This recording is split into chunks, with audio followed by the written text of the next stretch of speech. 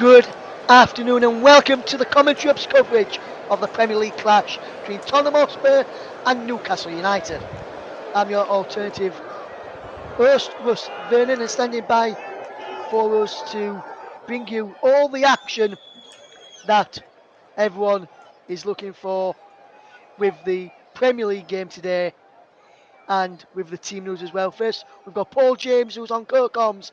Well, first of all, giving you the headline team news with changes of how many teams each side have made. Is over to your match commentator, Chris Coughlin. Thank you very much, Russ. For Tottenham, there are 5 changes to the 2-0 defeat at Old Trafford. Then it's a back three of Davinson Sanchez, Eric Dyer, and Clement Longley. Emerson Royale, Oliver Skip, Rodrigo Bentancur, Yves Bissouma, and Ryan Sessegnon make up the midfield 5, with Harry Kane and Heung-min Son up top. In total, it's Sanchez, Longley, Skip, Royale, and Sessegnon in for Christian Romero, Ben Davis, Pierre-Emile Højbjerg, who was not even in the squad today, Matt Doherty, and Ivan Perisic. The subs for Tottenham are Fraser Forster, Japhet Tanganga, Ben Davis, Matt Doherty, Jed Spence, Harvey White, Ivan Perisic, Brian Heel, and Lucas Moura. For Newcastle, just the one change from the 1-0 win over Everton also on Wednesday. That sees Joe Willock come in for Josh Murphy. And the Toon Army line up as follows. Nick Pope in goal, the captain Kieran Trippier at right back, centre-back partnership of Fabian Schär and Sven Botman, with Dan Burn at left back. A midfield 3, it looks like, of Bruno Guimaraes, Sean Longstaff, and Joe Willock. That means Joe Linton has pushed forward into a more attacking role than we have seen him recently, alongside Callum Wilson and the man of the moment, Miguel Almiron. The substitutes for Newcastle, Loris Karius, Jamal Lascelles, John Joe Shelvey, Jamal Lewis, Matt Targett, Javier Manquillo, Chris Wood, Ryan Fraser, and Josh Murphy. Thank you very much there, Chris. And we'll just fetch in Paul James now. And Paul, very good afternoon to you, my friend. Hopefully you're doing okay. Some earlier results to go through, and then we'll just touch on the game. So Aston Villa 4, Brentford 0, Leeds United 2, Fulham 3, Southampton 1, Arsenal 1, and Wolves 0, Leicester City 4. So Paul, looking at this game then, Tottenham going fairly well, Reece in the league so far. Newcastle with a win today, looking at the table ahead of kick-off in this game. Newcastle with a win can go into the top 4 on goal difference. What a job Eddie Howe's done in Newcastle, Paul, and how do you think this game's going to go today, my friend? Well, yeah, it's an absolute wonderful job he's done at Newcastle. I mean, they are defensively, they are the only team to concede less than 10 goals this season. 9 they've actually conceded. Nick Pope in goal has got equal clean sheets with Ederson. And of course, as Chris mentioned, Miguel Almiron, 5 goals this season as well. His performance has been a lot better than in previous seasons. He's already scored more this season than he's scored in any of his previous seasons in the Premier League. Spurs, I think they definitely need a win. It's a statement by Antonio Conte making these 5 changes. Højbjerg missing out completely. But this is not going to be an easy game for Tottenham. They've got firepower. They've got Son. They've got Kane. I think between the two of them, they have. They basically between the two of them, they have 5 goals against Newcastle in the last 5 league games. But given that, this is going to be a very difficult game for Spurs today, and as much as they need a win themselves to cement their place in top 4, I wouldn't be surprised to see a shock today. I wouldn't be surprised to see Newcastle win this game and move into the top 4. Yes, absolutely, Paul. Newcastle playing some really good stuff under Eddie Howe. If you just look at the both teams then, Paul, which Chris brought to our listeners a few moments ago to everyone listening here on the Commentary Hub this afternoon. You may be listening on Commentary Hub 2, Storm FM or JB Sports, or on our Twitch channel as well. And then if you look at the bench, I've got to say, looking at both benches, Tottenham's bench is possibly just a tad stronger than Newcastle's. For sure. But in the sides today, the for Newcastle with Wilson up front. He's been doing well. Almiron doing well as well. If I were to push you, Paul, for a score prediction this afternoon, what would you say? What do you reckon the score is going to be come the end of this match at the Tottenham Hotspur Stadium? The last time I predicted a score, Ross, it didn't go down too well. I'm very tempted to just say 0-0. But what I will say is I think Newcastle could win 2-1. So 2-1 there for Newcastle United. Looking at the teams myself, I'm probably going to say Newcastle win as well, and maybe just edge it by a goal to nil in this game. So that's going to be a very interesting stuff. We'll hear from Paul again throughout the afternoon, throughout on commentary. This afternoon he's now getting ready to be alongside Chris for some action in the first half between Tottenham and Newcastle United. You're listening to the commentary with the home of alternative commentary with the commentary of Tottenham Hotspur against Newcastle United in the Premier League. We're waiting to see whether Leeds United could follow Aston Villa in pulling the trigger in sacking Jesse Marsh. The were calls for the Leeds United boss to be sacked during their game with Fulham this afternoon. And there also some chance of sack the board as well. With that said, and without any further ado, it's time for me to hand over to your match commentary team, Paul James. But first, very good afternoon once again to Chris Coughlin. Thank you very much, Russ, and welcome to alternative commentary from the commentary hub from Tottenham Hotspur against Newcastle United today at the Tottenham Hotspur Stadium. I'll just take you through the teams again. There's 5 changes for Spurs from their 2-0 defeat at Old Trafford on Wednesday. In come Davinson Sanchez, Clement Lenglet, Oliver Skipp, Emerson Royal and Ryan Sessegnon, and then out go Christian Romero, Ben Davis, Pierre-Emile Højbjerg, Matt Doherty and Ivan Perisic. So Spurs line up 3-5-2, as is Antonio Conte's traditional style. Hugo Lloris, the captain, in goal. A back three of Sanchez, Eric Dyer and Lenglet. A midfield 5, if you like, of Emerson Royal, Oliver Skipp, Rodrigo Bentancur, Yves Bissouma and Ryan Sessegnon, with Heung-min Son and Harry Kane up top. Substitutes for Tottenham: Fraser Forster, Japhet Tanganga, Ben Davis, Matt Doherty, Jed Spence, Harvey White, Ivan Perisic, Ryan Hissmora. For Newcastle, it's only one change from the win over Everton in the week. Joe Willock coming in for Jacob Murphy. And Newcastle line up with Nick Pope in goal, Kieran Trippier, the captain, at right back, Fabian Schär and Sven Botman, the 2 centre-backs, with Dan Burn at left back, Bruno Guimaraes, Sean Longstaff and Joe Willock in the midfield, with Miguel Almiron, Joe Linton and Callum Wilson forming the front line. And on the bench for Newcastle, Loris Karius, the former Liverpool goalkeeper, Jamal Lascelles, John Joe Shelby, Jamal Lewis, Matt Targett, Javier Manquillo, Chris Wood, Ryan Fraser and Jacob Murphy. We're just seeing the teams in their pre-match huddles before we and I'm joined today by Paul James. Paul, it's a big game for both in many respects, isn't it? Tottenham 5 points off Arsenal going into the game, but of course Arsenal dropped points at Southampton earlier on today, whereas for Newcastle a win would take them into the top 4. Yeah, this is a massive game actually for both teams. I think Tottenham are going to be wanting to be getting revenge for their recent defeat at Old Trafford. The performance was poor. It was very unlike Tottenham's performances in general this season. Newcastle they've got a chance to go into the top 4 themselves with a win. I just feel, looking at the benches, there's a significant weakness for Newcastle United in the forward position. They have one forward on the bench, really, Chris Wood. Now, he's only got 2 goals in 27 games, so the benches may well play a part today as well. Absolutely. We've just gone underway. We're about 15 seconds or so into the game at the Tottenham Hotspur Stadium. Nick Pope sends it long. Newcastle kicking from left to right in this first half. Tottenham kicking from right to left. Joe Linton out now to Kieran Trippier, who's created 26 big chances in the Premier League this season. He has had a fantastic start to the campaign, but he's given the ball away there to Rodrigo Bentancur.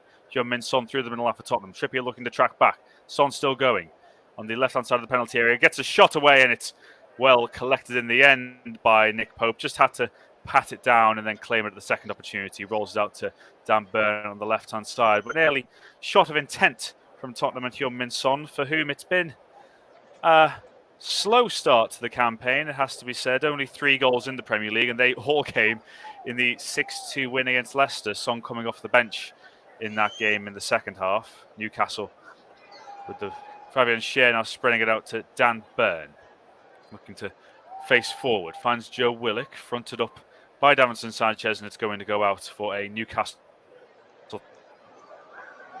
off the halfway line. Just looks like they stood off Son a little bit there, allowed him to come forward, made it a little bit easy for him. I don't think it's ever a good idea to stand off a player like Son. No, absolutely not. not with Heung-min Son's ability. Newcastle playing the ball forward now, and it's dealt with by Longley, the left-sided centre-back of the 3 today. It's interesting as well seeing, looking on the face of it, Joe Linton, 3 if you like, although he has played such a massive role for Newcastle ever since he moved into that midfield 3. But there are 3 other central midfielders out there today, so it'll be very interesting to see if it's maybe a sort of diamond as such from Newcastle. But Dan Burn exchanging passes with Joe Willock there, and now square to Bruno Guimaraes, wonderfully technical midfielder, spreading it out wide to Miguel Almiron. Trippier back to Almiron, cutting inside from the right to the left. Guimaraes, Longstaff now. Trippier back into Almiron, who just about keeps the ball away from Bentancur, but now it's been lost by Bruno Guimaraes. Eric Dyer forward to Kane. That's a lovely ball looking for Emerson Royal. Chance here for Tottenham.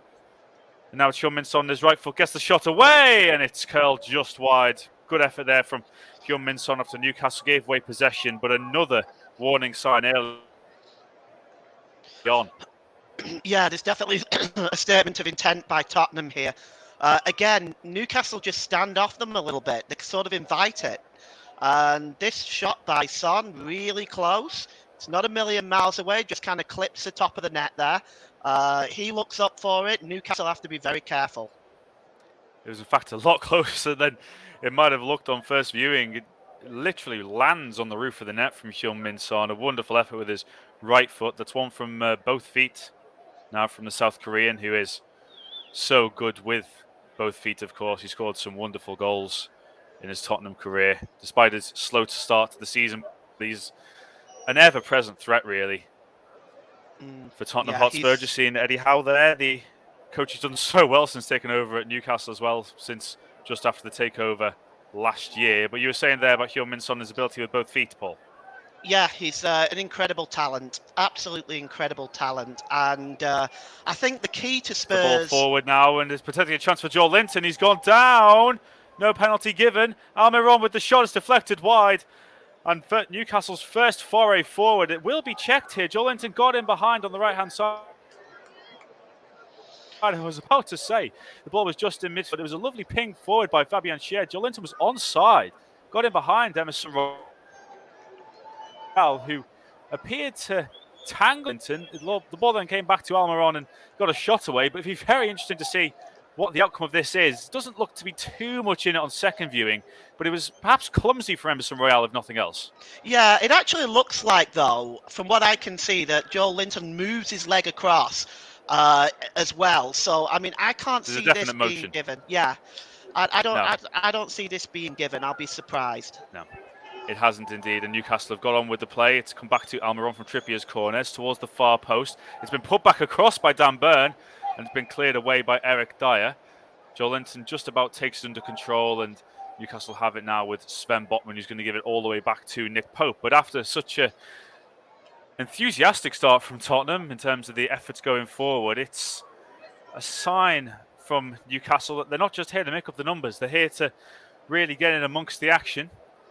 Antonio Conte there noticing the threat that Newcastle have on the break, and it was it was a long ball from deep in midfield from Fabian Schär that caused the problem. And Joe Linton has been so effective in midfield for Newcastle recently, but he's shown again what he can do going forward.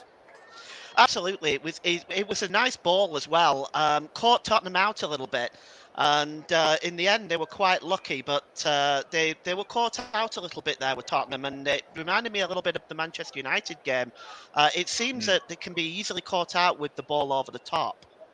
Yeah, it was uncharacteristically poor from Tottenham defensively at Old Trafford. United get over 20 shots away against an Antonio Conte side, which is unheard of, really. It's in the midfield at the moment with Bruno Guimaraes and now Joe Linton on the far side. Bruno Guimaraes again looking to reverse the play and spread it out to Miguel Almiron on the right. He's combining well with Trippier. Trippier now looking infield to Longstaff, who's bursted the penalty area and got a corner off the Clement Longley, the French international centre-back. But again, Newcastle have really grown into this game early on. Sean Longstaff with the burst forward there. Only one goal for him so far this season in the 4-1 win away to Fulham.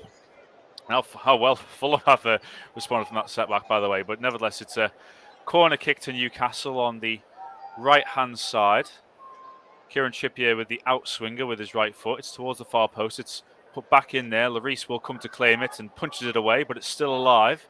Chance maybe for Willock. It's dealt with really well by Rodrigo Bentancur, and Tottenham will look to clean up. Bentancur just about gets it back to Sanchez, and Tottenham making a bit of a meal of this. Bentancur now out to Royale, flicks over the corner. Joe Linton recollects for Newcastle. Bruno Guimaraes back to Joe Linton. A bit of a deeper role at the moment. Back to Longstaff. He's going to give it back to Nick Pope. Newcastle have been much improved defensively. Only one defeat in League and Cup this season. That came in dramatic circumstances at Anfield, the 98th minute of that game. What a crazy game it was as well. But they've done so well, gone into some very difficult fixtures. Old Trafford, for example, where they got a 0-0 draw. Some good results at home as well, and the 3-3 against City just show what they can do going forward, because there wasn't much defending going on in that game. Yeah, they've been defensively brilliant. They've conceded less goals, I think, than anybody else in the league. And going forward, yeah, they've scored goals. I think they've got something like 11 goals in their last sort of 5 games. So they can put the ball in the net as well as keep it out. Tottenham coming forward here. It's Heung-min Son again with his left foot, and it's high and wide this time. It's less from Son, but 3 efforts in the first 9 minutes from the South Korean. You wouldn't think he's only got 3 goals this season, but he did play a massive part in Tottenham's 5-1 success against Newcastle last season. That was a sign really what they are capable of when they're in full motion. Newcastle taking the lead that day as well, of course. Nick Pope restarts the play with a free kick, a goal kick rather, downfield. Kieran Trippier wins the flick on, and Almiron can't keep possession. And Ryan Sessegnon's won a throw in off Sean Longstaff, looking for options to get the play restarted for Tottenham Hotspur, where 9 minutes in on the commentary hub, where it's still Tottenham Hotspur 0, Newcastle United 0 at the Tottenham Hotspur Stadium. Lloris's ball downfield. It's dealt with well by Fabian Schär, but Son was offside and the flag goes up. So it's a free kick for Newcastle on the halfway line. Trippier will look to take it, and it looks like they're going to send players forward now. Sven Botman and Fabian Schär making their way forward. So instead of a short free kick to get the play started, it's going to be a long delivery into the penalty area. Joe Linton accompanying Emerson Royale, the 2 Brazilians on the far left-hand side. Trippier now to take the free kick. It will make its way into the Tottenham penalty area. Joe Linton will collect, fronted up by Emerson Royale. Still with Joe Linton. Sean Longstaff, who will look to load it into the penalty area, and that's going to be double for Hugo Lloris, far ahead of Callum Wilson at the far post. Yeah, he was the one, wasn't he? The only Spurs player I can but say a decent opportunity there for Newcastle really made the most of. I'm sorry, Chris. Absolutely, Son's the only one. No, I was just saying Son's the only one really of any sort of threat for Tottenham so far. Harry Kane's been dropping very deep in the opening exchanges. Bruno Guimaraes, who's very deep for Newcastle at the moment, gives it back to Fabian Schär and headed forward by Eric Dyer. Yves Bissouma picks it up. Oliver Skip into Son and Kane. Now can Tottenham advance forward? Harry Kane through to Heung-min Son. He's onside. Heung-min Son. It's a good save by Nick Pope, and it's cleared away by Trippier. Pretty much from on the line, but by far and away Tottenham's best opening in this match. Harry Kane dropping deep to collect the ball of Oliver Skip, playing the ball through to his partner in crime, Heung-min Son. Tried to get the ball past Nick Pope, but it was a good outstretched hand that stopped the ball making its way towards the goal, and Kieran Trippier cleared from pretty much underneath the bar, because if it had more power on that from Heung-min Son, Tottenham would have had the lead. Yeah, it was a super save, actually. He narrowed the angle well. I think Son was in two minds whether to go round Pope or whether I to was just strike about it to first say, time. was he in two minds? It appeared Yeah. that way. What the strike or the finish didn't really have conviction in it from Heung-min Son, which is maybe what you could label at, and perhaps a forward lacking a little bit of confidence, having only scored in one Premier League game this season, albeit he did get 3 in that game against Leicester. His only other 2 goals came in one match as well against Eintracht Frankfurt in the Champions League, which has also put Spurs into a very good position in that competition, has to be said. Yeah, I think though with somebody like Son's talent, I don't think that bad form or out of form, if you will last for long. He's incredibly talented. He's one of the players in the Premier League that just has everything in his game. Absolutely. 4 shots for Son so far in this match. Miguel Almiron, the only other player, but you can see the intent early on from Son. He is a world-class player. I don't think there's any questioning that. And all players we see at the moment, like Mohamed Salah as well, of course, going through rather lean patches in front of goal. Newcastle playing it forward, but it's been cut out by Sessegnon. Can Spurs build again? Basuma back to Longley, now to Sanchez, being closed down by Joe Linton, but finds the forward pass to Harry Kane. And Sessegnon's on the left-hand side, plenty of space. Son's in the middle. Sessegnon will cut it back. It's just behind Royale, but the flag does now go up, I think, against Ryan Sessegnon. And it's poor, really, from the wing-back, because when Harry Kane picked it up just inside the Newcastle half, there's really no need for Ryan Sessegnon to be offside there. He had acres of space on the left-hand side, and his cutback was poor in any instance, but didn't have to be offside in that situation at all. There was plenty of green grass for him to run into. But Eddie Howe, I think, will be concerned that a few gaps are opening up in his defence. Yeah, absolutely. I agree with you about Sessegnon. He had a lot of space in front of him. Could have timed his run a lot better than that, and his pullback wasn't great. I am concerned looking at Newcastle early on as well, because they do look defensively, they look a little bit unstable, which hasn't been like them this season. No, and it's testament to Eddie Howe. It's Newcastle's best start since 2011, 2012, when they had a very good season indeed, and they could well do this year as well. They're up and amongst the European places, which, given the funding at Newcastle now, I think is very much the aim, certainly in the short term, if nothing else. Trippier now back to Fabian Schär, who whips the ball forward. It's come through to Callum Wilson, in other words, bounced over his head, and Davinson Sanchez now gives it to Clement Longley, round the corner to Ryan Sessegnon. Bissouma back to Longley, and now Eric Dyer, the central of the 3 central defenders, to Bissouma, who hasn't really made an impact so far since joining from Brighton, but plays the ball to Harry Kane.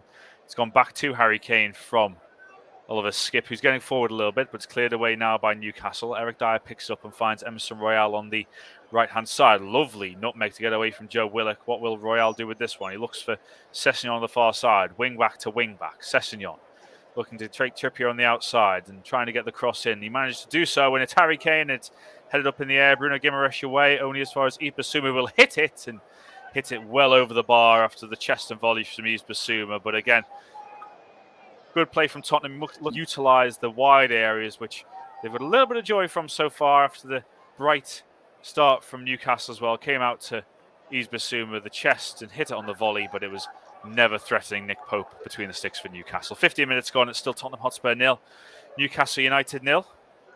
A rare start for Yves Bissouma as well, given that he hasn't made the biggest impact since joining from Brighton for around £25 million in the summer as an original fee.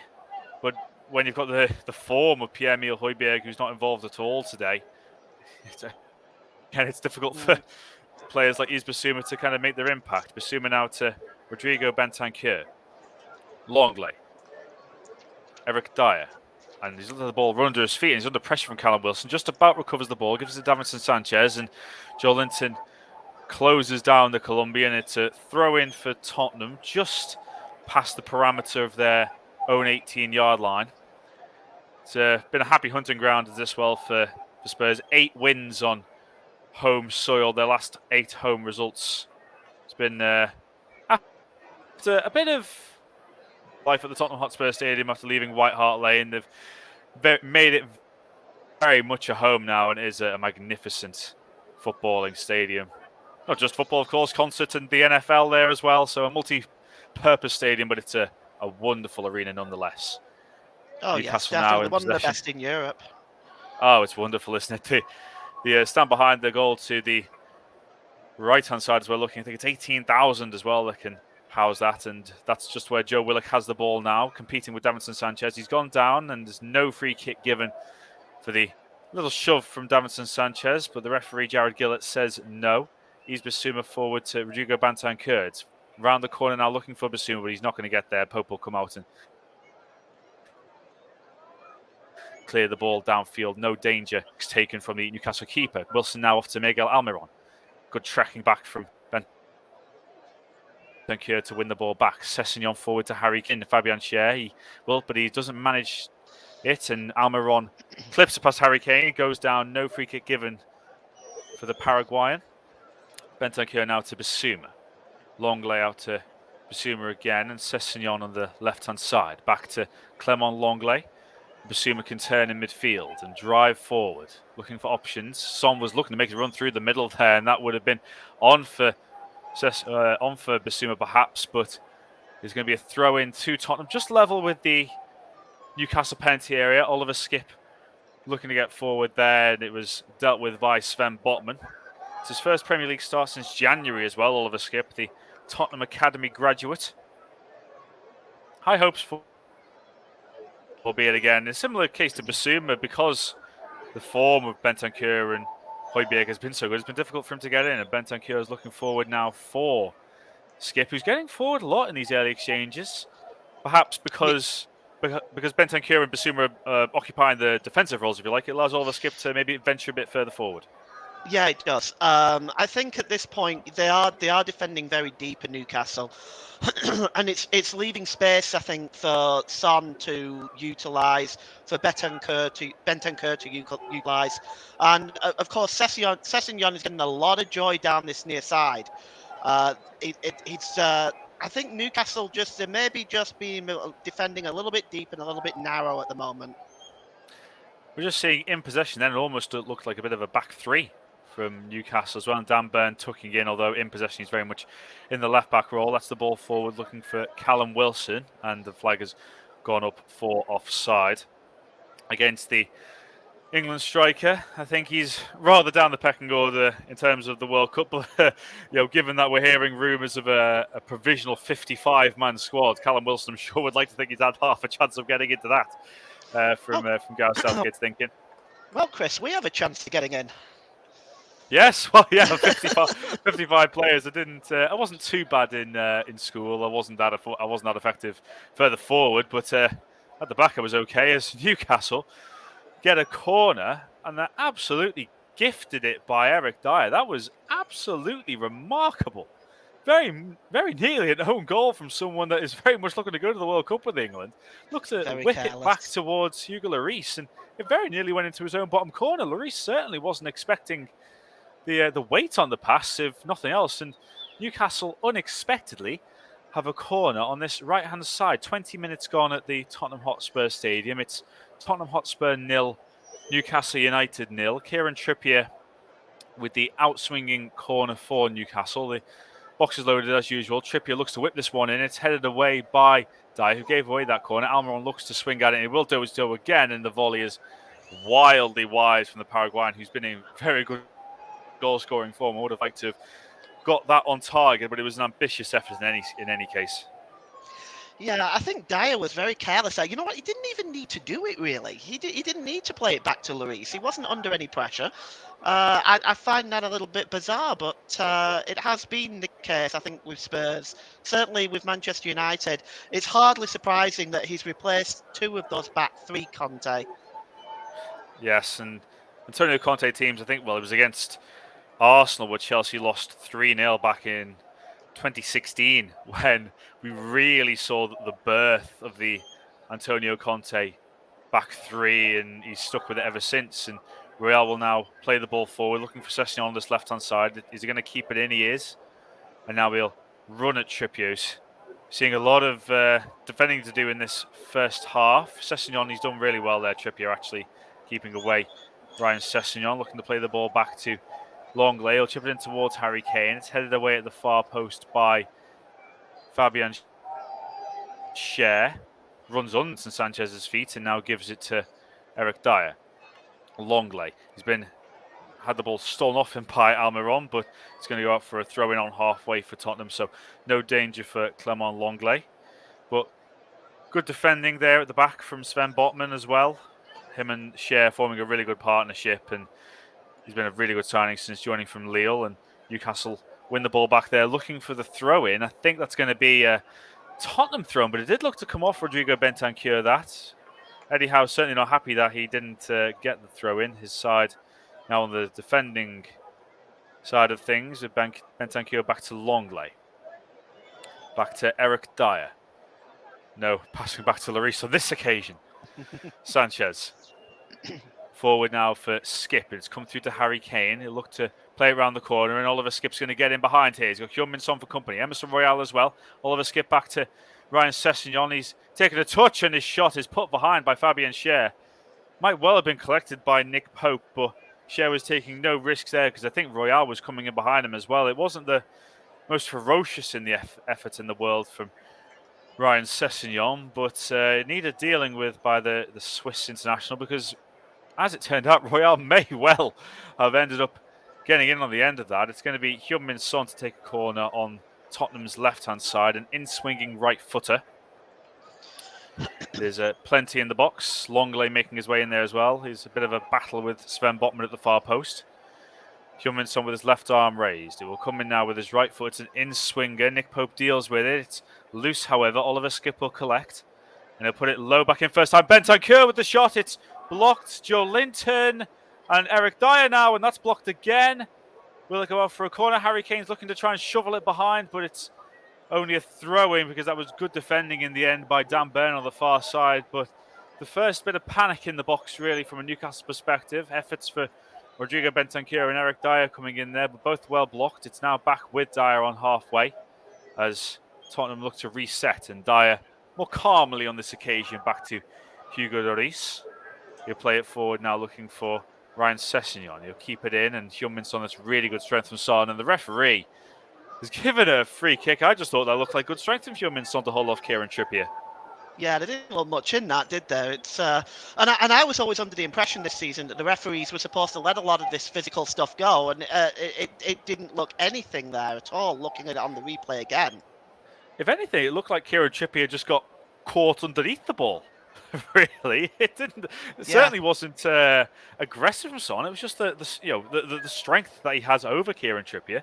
But nevertheless, Newcastle have another free kick about 5 yards or so inside the Tottenham half. It'll be Kieran Trippier to take it. It's a similar one to earlier on in the half, where it looks like he'll send it towards the penalty area. He's got Bruno Guimaraes for company, but it will be put towards the penalty area by Trippier. It's flicked on, and Callum Wilson perhaps with the volley. It's looping up in the air, and it'll count as a shot on target. Hugo Lloris claims it. Callum Wilson's down inside the penalty area. I wonder if that might be something that could get looked at. Bruno Guimaraes will put it out of play. But this will be very interesting to see what happened to Callum Wilson here, because he got the shot away. Left foot volley just looped into the arms of Hugo Lloris. But very interesting to see if he was caught. It's one of them, isn't it? Because he takes the shot. It's not an intention of a foul from Longley. And if anything, it's a case of Callum Wilson almost kicking Longley and coming off the worst. I think that's exactly what happened, to be honest, Chris.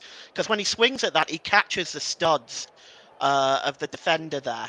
And it obviously very painful. But I wouldn't consider that really to be a foul. If it was the other way around and it was a defender, making contact with him while trying to clear the ball, maybe. But that situation, I think, is more a case of he just catches the stud of the defender.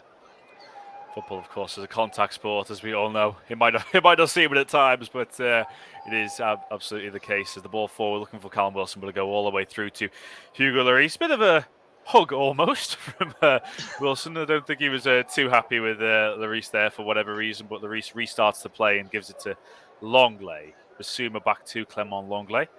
Now square to Eric Dyer.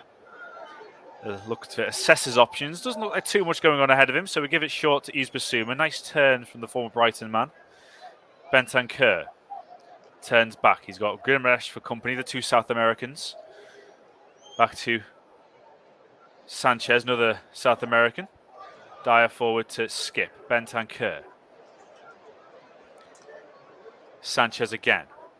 Will send it long and looking for some, but again, it's out of play. That was a really good press from Newcastle, actually, to deny Tottenham any outlets into the midfield. Joelinton part of that press, and again, I think even though we might be seeing him in a slightly more forward role today, we're not seeing any less effort and application from him, and I think I speak for a lot of people involved with the game of football that his transformation under Eddie Howe is one of the more remarkable things that we've seen in the Premier League recently. Obviously, a big money signing from Hoffenheim for Newcastle. It never really worked out for him as a central striker, but as a midfielder, he's so effective in this Newcastle team. Oh, you took the words out of my mouth, Chris, actually. I was just going to say that. He's been, since Eddie Howe's taken over, he's been absolutely a complete transformation, in my opinion. Been outstanding. He really has. In midfield now with Bissouma. Has to go backwards again because Newcastle are doing really well to cut off the passing angles. But that's a ball forward looking for Heung-min Son. Pope will come out and has to clear it away because the ball wasn't going to make it into the penalty area. Comes down with snow on it. Emerson Royal wins that header. Harry Kane. Son might have a shot himself. Comes out to Bentancur. Gets the ball through the legs of Willock. It's a really good tackle actually from Joelinton because Royal looked set to get a cross in, but his fellow Brazilian came back to track back and track well. And the ball forward from Skip is cut out by Dan Burn at left back. Joelinton into Sven Botman into the midfield now for Almiron. Seeing him a bit deeper than recently, but of course he'll have to work defensively. It's a lovely ball out to Kieran Trippier. Almiron making the overlapping run, and Trippier's found Almiron on the right-hand side, cutting back in his left foot. Trippier now with the overlap. Almiron will find Kieran Trippier, gets the cross in. It was going towards Callum Wilson. It's headed up in the air by Eric Dyer, headed away further by Sessegnon, but Newcastle will reclaim possession here with Bruno Guimaraes, about 35 yards out. Dan Burn out to Joelinton on the left-hand side. He's got Willock for company as well. Back to Dan Burn. Only Callum Wilson inside the penalty area for Newcastle. Joelinton into Sean Longstaff. Good tackle there by Bentancur, and Tottenham can come away. Harry Kane. He's got Heung-min Son to his right-hand side. Bentancur joining the attack as well. Harry Kane going on his left. Cutting inside. Harry Kane back onto his left. Will get the shot away. Good save from Nick Pope. Comes out to Heung-min Son on his right foot. Now gives it back to Harry Kane. He's got Bentancur outside him. Harry Kane will keep the ball and gives it now to Bissouma. Big chance that for Tottenham. Still with Bissouma. Sanchez cutting on his right-hand side. Can he get the cross in? Joelinton goes out to cross, collect the ball. It's headed back into the penalty area, and Newcastle just about deal with it. Sanchez got the ball in there, but Newcastle dealt with it well inside the penalty area. Sean Longstaff's now down after a challenge from Oliver Skip, but that was the first real chance we've seen in terms of a breakaway from Tottenham because they could be so effective on the counter-attack. Harry Kane and Heung-min Son both involved there. Nick Pope pulling off a good save from the England captain. Oh, it was absolutely super save. Really, Nick Pope has, when he was at Burnley, it was the same thing. He was very, very good with his legs making the save, making these kick saves. And you can see here when Kane gets, but Kane has got too much space in front of him. The defender just doesn't get close enough, and he's able to get that shot away. But that's a second save by Nick Pope in this game that has kept the score blank. Good left foot strike by Harry Kane, low down to Nick Pope's left-hand side, and his left foot replied with a very good stop, and that's been a trait of Nick Pope ever since he came into the Premier League with Burnley, and Newcastle got a very good signing in the England goalkeeper for just £8 million following Burnley's relegation. Kieran Trippier, another very good signing on this right-hand side, gives it to Almiron, back to Trippier, further back now to Fabian Schär. Ball forward now, looking for Callum Wilson. He could get behind, but Lloris gets there first. No foul given. Callum Wilson will look to dink it, and Newcastle lead. Well, this is incredible. Callum Wilson looks to have given Newcastle the lead, but Hugo Lloris is absolutely furious. It was a long ball forward by Fabian Schär. The Tottenham defence was caught out.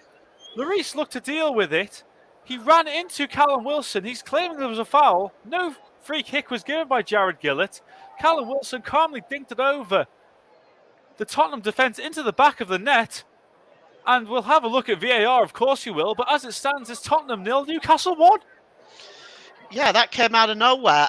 Looking at this, I don't think it. Well, no, I don't think that was a foul, and I'll tell you why I think that, Chris, because this is not just a case of being blocked. He charges out here, and I think they just collide. That's It's very interesting, finish. isn't it? Because Yeah. it's a brilliant finish from Callum Wilson, has to be said, with his left foot. Lovely dink over Eric Dyer, who was nowhere near to getting close to it in terms of clearing it off the line. But you have to say, if you talk about a foul, for example, like Callum Wilson, he can't move out the way. Lloris hasn't dealt with it as he could have done. He could have put it into the stands. He could have put it anywhere other than where he did. We are looking at a possible foul with VAR. I think you could easily make a case. You could easily make a case for both. I think Newcastle would feel aggrieved if it got ruled out. I think Tottenham could look to say that Wilson got in the way of Lloris. But you have to say Callum Wilson can't actually move away from where Lloris has pushed this ball. I think the only thing that could go against Callum Wilson here is that his arm comes up almost in a bit of a blocking motion. That's the only thing that could go against him here. But you can't take anything away from the finish. And we don't know how long VAR could take here. Given this is a clear and obvious thing, isn't it, Chris? I mean, exactly. How clear and obvious is this? And again, if you have to look at this for so long, is it clear? Is it obvious? Referee Jared Gillett is talking to Harry Kane. The goal is given. Newcastle United lead at the Tottenham Hotspur Stadium. Callum Wilson with his 4th Premier League goal of the season. And what a dramatic way to open the scoring. Tottenham 0, Newcastle 1. Well, it's interesting. The arm did go across Lloris. So when I saw that, I thought to myself, well, maybe this will get disallowed. But I also noticed Lloris went down very, very easily. He's a big man. Wilson didn't knock him down. He went down very, very easily. And I think that might have gone in Wilson's favour as well. And just as last season, Newcastle take the lead at Tottenham. Newcastle with a 1-0 lead, courtesy of Callum Wilson. Tottenham 0, Newcastle 1. If we're going by VAR, the goal was after 33 minutes, but it was scored a good few minutes before that by Callum Wilson. But how will Tottenham react? That goal as well, coming shortly after Nick Pope did brilliantly to deny Harry Kane from inside the penalty area. Newcastle again win the ball back. There's an air of confidence from Eddie Howe's side here. Kieran Trippier winning a throw in there, and a big moment as well for Callum Wilson. I did mention earlier on he'll be hoped to be at least involved in the 55 prospective England squad, as we've been hearing could well be the case out of the World Cup. But you're very much hoping that a good run of form could even see him get on the plane to Qatar. Tottenham now with Yves Bissouma. Davinson Sanchez looking for Heung-min Son. He's headed it now to Rodrigo Bentancur. Tottenham looking to get in behind Sven Botman. Bentancur left-hand side to Ryan Sessegnon. Will get the cross in. It's well over Heung-min Son. It'll go safely through to the far side. Royale will look to keep it in, but he doesn't manage to do so. And in front of the Newcastle fans, it is a Newcastle throw-in, level with their own 6-yard box. We got a yellow card in the midst of all that as well for Rodrigo Bentancur, the Uruguayan midfielder. Potentially a bit of frustration there handed out by Jared Gillett. Looks like it's unsportsmanlike conduct. So could well have been arguing the case to get the goal disallowed, but the goal does stand. If you're just joining us here on the commentary hub, we're 35 minutes into the contest, where it's Tottenham 0, Newcastle United 1. The ball from Longley finds Emerson Royale. His ball inside to Heung-min Son. Turning back now to Davinson Sanchez. Eric Dyer, Longley.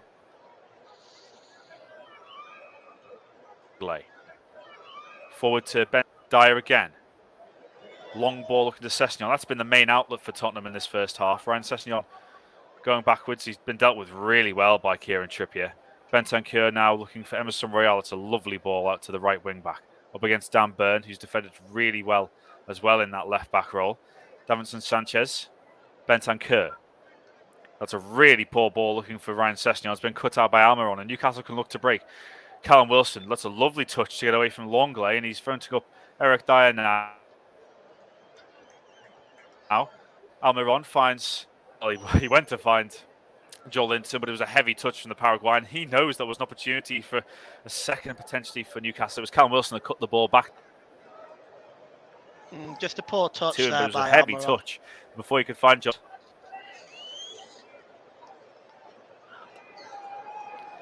Newcastle defending really well there, and they've now won, or given away a throw-in rather, I was going to say. I thought it looked like Oliver Skip put the ball out, but to throw into Tottenham just on halfway.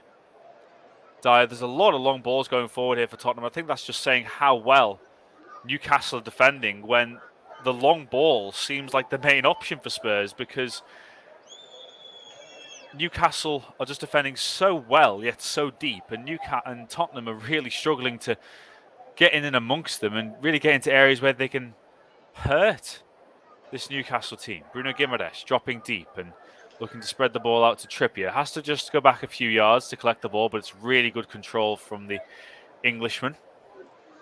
And good ball now to Longstaff. Back to Bruno Guimaraes. He's looking for Joel Linton. He could be offside, but gets him behind Emerson Royale. Still with Joel Linton. And still with Joel Linton! Oh my word! How close was that? Oh, that might have even, the offside flag went up, but that might have clipped the outside of the post. His first touch from Joel Linton was excellent. This was a superb pass over to Joel Linton, and I think it was from Fabian Schär, the original pass. But it's a superb touch. He brings it down, and that was very close to adding to Newcastle's lead. Indeed, the offside flag did go up in the end, but it's one of them with close offside decisions. Now they are getting told to put the flag down more often than not, and then we'll make the decision after the ball goes into the back of the net. It was a brilliant effort from Joel Linton, it has to be said, collecting the ball on the left-hand side, cutting inside, and letting fly with his right foot. It flew just past Hugo Lloris's left-hand post, but the flag did go up. Antonio Conte's got some thinking to do as we approach half-time. 38 minutes gone at the Tottenham Hotspur Stadium. It's Tottenham 0, Newcastle United 1. Callum Wilson with the goal. It's been given us 31 minutes, which is when the ball did hit the back of the net. I think the VAR decision was made after 33 minutes. But you're listening to alternative commentary on the commentary hub with myself, Chris Coughlin, and Paul James. So now on the far side, Guimaraes collects it from Byrne. Longstaff back to Nick Pope. Pope out to Fabian Schär.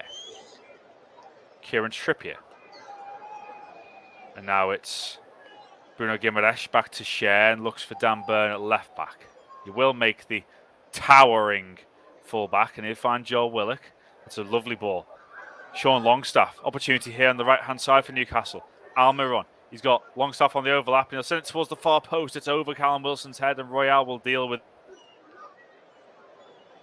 it. But again, the danger with Newcastle getting forward on the counter-attack, and it was Tottenham we were talking about earlier in the half in terms of that counter-attacking ability, but very much in the last few minutes, it's been Newcastle doing so. It was an opportunity for Sean Longstaff, and he didn't really make the most of it with that cross. Callum Wilson was free at the far post, but it went over his head. It's and too easy. Tottenham have the ball back. It's too easy to be breaking out like that. Again, the Spurs defence just not getting close enough. Almiron now getting away from Ryan Sessegnon. Almiron to the penalty area. Still Miguel Almiron. Oh! He's in the form of his life. Miguel Almiron has scored again. And Newcastle United lead by 2 at Tottenham. Brilliant strength from the Paraguayan international to get away from Ryan Sessegnon, get into the penalty area, onto his left foot, and it's a lovely finish past Hugo Lloris at his near post. 41 minutes gone, Tottenham 0, Newcastle 2. Miguel Almiron is on fire at the moment. Well, he just skips inside, doesn't he? It's a nice finish. I think, again, it starts with the Lloris goal kick, and then the header, and it's just, again, defensively Spurs are just not there. Sessegnon loses it, Oh, he's able to get past Sessegnon at least with ease. And it's just too easy for him to. They're not. The two defenders, number 34, Lenyat, doesn't get close enough to him. And the finish is exquisite, mind you. It's a wonderful goal. But again, Spurs, well, it started to look very familiar to what I saw against Manchester United. Miguel Almiron, the form of his life. Before, in a previous season for Newcastle, he had never scored more than 4 goals in a single Premier League campaign. That goal is his 6th of the season and his 5th in his last 5 games. A remarkable run of form for the former Atlanta United forward. And Tottenham really now have got a lot of work to do just to get back into this game. Never mind think about getting the 3 points. The Newcastle fans are very much enjoying themselves down in North London this afternoon. And why wouldn't they be? Leading 2-0 at Tottenham. And it's a fantastic start to the season for the Toon Army. It's only looking to get better at the moment. Gimaresh back to Fabian Schär. Newcastle in possession again. Trippier. Almiron. He's got past Ryan Sessegnon again, and he's really got the better of him and Longley down this left-hand side for Newcastle. Bentancur just about gets the ball off Almiron. Longley now. Dyer.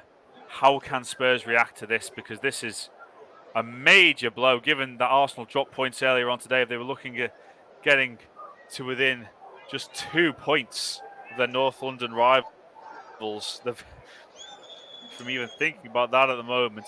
If you're just joining us, well, it's been a dramatic first half. 43 minutes gone. Tottenham Hotspur 0, Newcastle United 2. Callum Wilson with the opening goal after 31 minutes, technically 33 if you're counting the VAR review. And then Miguel Almiron just continued his incredible form with a brilliant individual goal after 40 minutes. And Tottenham look shell-shocked. Kieran Trippier with the throw-in on this near right-hand side. But 2 minutes before stoppage time, which you imagine there will be a few of them if you factor in the VAR review. Mind you, I know at Anfield in the week there was a very lengthy VAR review, at least 3 minutes or so, and there are only 2 minutes added on, so we'll have to wait and see how many additional minutes are given at the Tottenham Hotspur Stadium. The ball's back with Hugo Lloris, and that is not where Tottenham need it now. They need it forward. But again, Eric Dyer just looking for options, and they've gone long so many times in this first half, and it just says how well Tottenham have, or how well Newcastle have dealt with the several Tottenham threats. Bentancur looking forward now, looking for Emerson Royale. He's got him behind. He's onside. He's got Harry Kane for company as well as Heung-min Son. The ball back to Ryan Sessegnon. The two wing-backs ending up on the same side. Bentancur, the lovely ball out to Heung-min Son. Right-hand side for Tottenham, giving it back to Oliver Skipp. And again, back even further as far as Sanchez, who has to scramble to get the ball back to Longley under pressure from Joe Linton. Eric Dyer's gone all the way back to Hugo Lloris. Yeah, they've been pressed of Spurs throughout this game as it's developed. Newcastle have really started to press them. Spurs have been unable to break Newcastle down as this half has gone on. And over time, Newcastle have taken over the charge of this game. They have been incredibly impressive this season. And I am very impressed with what I've seen in this first half by Newcastle. Antonio Conte has got his work cut out at half-time. Been a tremendous display all round from Newcastle, but particularly defensively, has to be said. And even when Tottenham have got past the Newcastle rearguard, Nick Pope's been there to deny both Heung-min Son and Harry Kane. And we're going to go into stoppage time now, where there will be a total of 3 minutes at the Tottenham Hotspur Stadium. Can Tottenham get back into this game before the interval? Joe Linton on the far side, twisting and turning. Back to Joe Willock, who looks to find Almiron on the right-hand side. Why wouldn't you? He's tried to get past Ryan Sessegnon. Claims of handball, not given. Sessegnon looked to get away. Heung-min Son crowds out of it again. It did look suspicious on the far side, but no free kick given. Back to Kieran Trippier. Into Joe Willock. Wilson now, back to Bruno Guimaraes.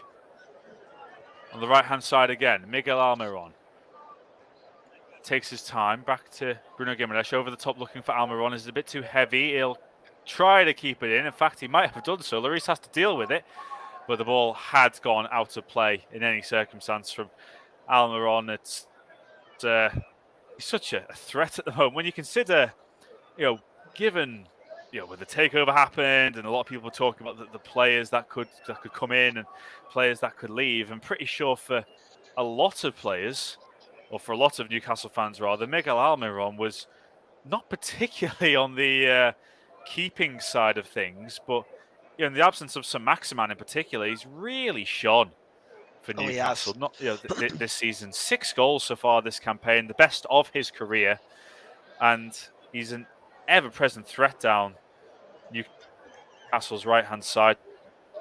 He has been, but throughout Tottenham this come first forward here. half, they can't deal with him.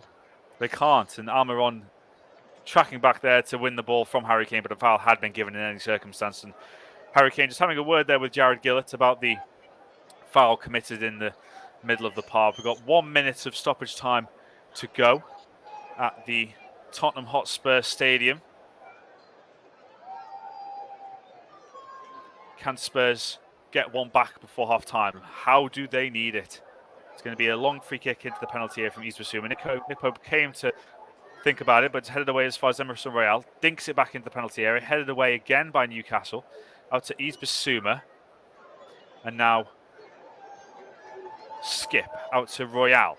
Son, far side. Gives it back to Royale with the first-time cross. It's deflected by Joe Linton, and Bruno Guimaraes will get it cleared. Just over 30 seconds to go. And then be half-time at the Tottenham Hotspur Stadium. And it's been a remarkable first 45 minutes. The ball forward from Sessegnon is Son onside. The flag stays down. It's back as far as Bentancur, I think that was, with the effort, but it was blocked in the end. In fact, Longley might have even been who stayed forward from the original free kick. That's why I was a tad confused, given how forward the centre-back was. But that's the threat Tottenham are having to resort to. Son was onside, laid the ball back to Longley, and he's not the player, with all due respect, they'd want in that situation. And with that, the half-time whistle has blown. What a first 45 minutes we have seen in North London. It's Tottenham 0, Newcastle United 2. The first half started well for Tottenham. Efforts from Heung-min Son and Harry Kane, well saved by Nick Pope, but then the breakthrough came on 31 minutes. Long fall forward by Fabian Schär. Hugo Lloris came out to deal with it. He failed to do so and collided with Callum Wilson. No free kick was given. Callum Wilson composed himself and from 30 yards dinked the ball into an unguarded net with a cool left foot finish. There was a VAR review, of course, but referee Jared Gillett and the VAR team at Stockley Park decided that no free kick was to be given, and Newcastle had the lead. And then after that, it was all. He collected the ball. He got past Ryan Sessegnon, skinned Clement Longley, and then his finish was just typical of a man in very good goal-scoring form. Miguel Almiron with his 6th of the season, his 5th in his last 5 games.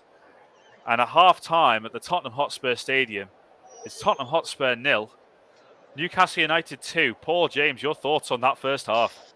Well, Newcastle, Nick Pope obviously made 2 vital saves, but Newcastle really grew into the game. They started off looking a bit standoffish defensively.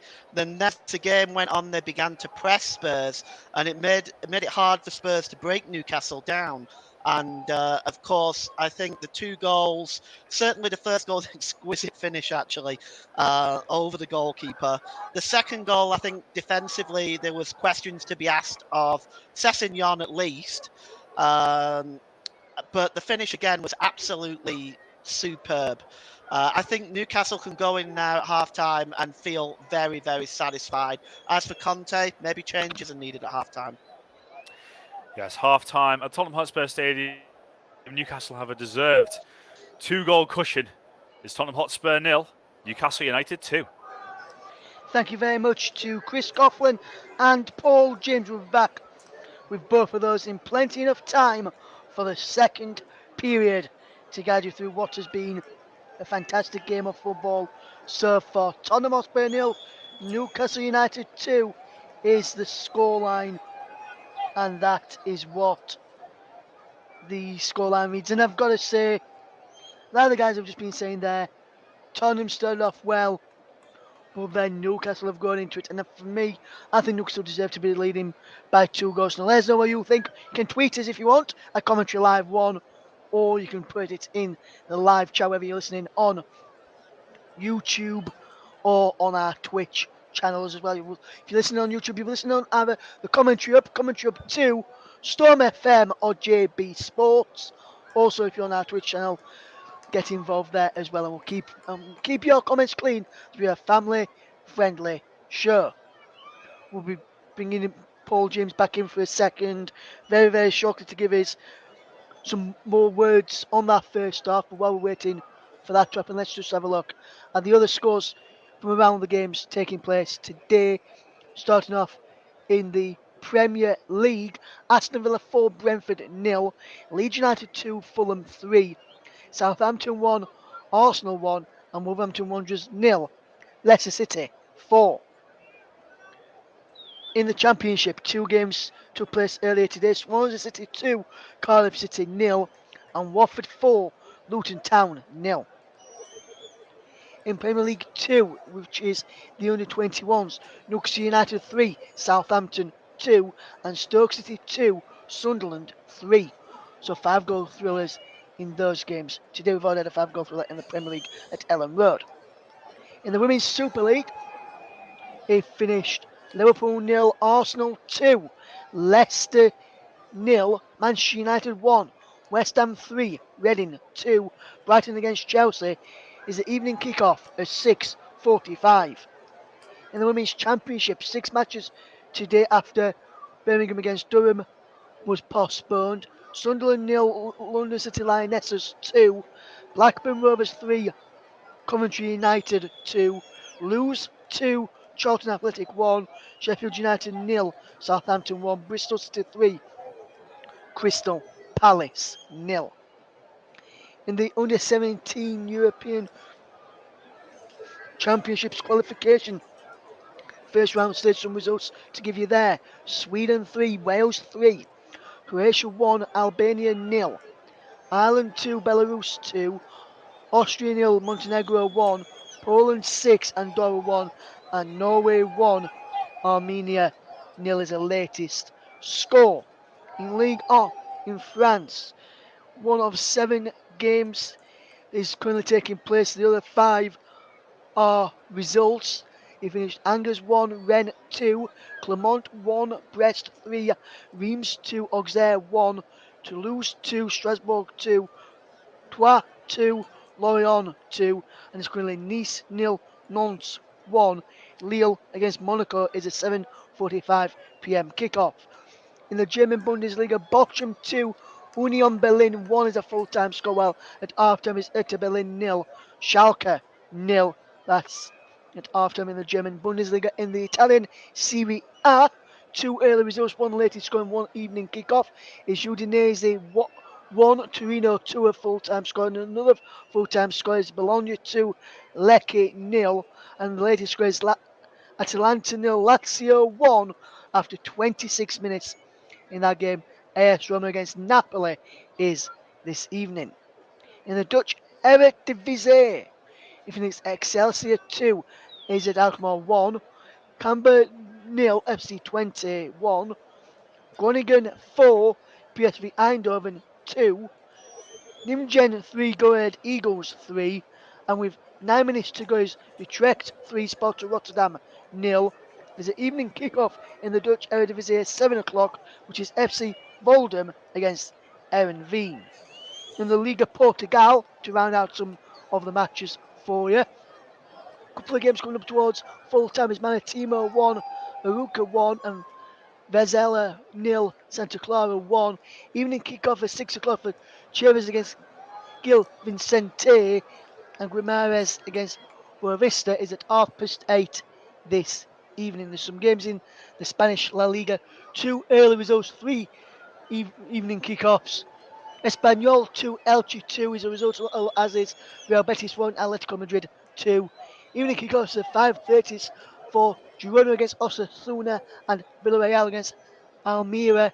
while Barcelona take on Athletic Club at 8 o'clock this evening. Right, just before the second half gets underway, and we'll try and bring Paul in now. And very good evening once again to you, Paul.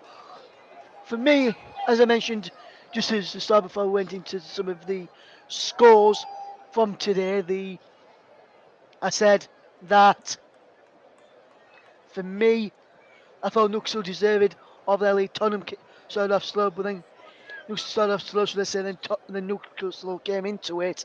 And I think overall, on the balance of play, you'd have to say Newcastle deserved it for me. Would you agree with that, or if not, what would you say your overall thoughts are on that first half today, Paul?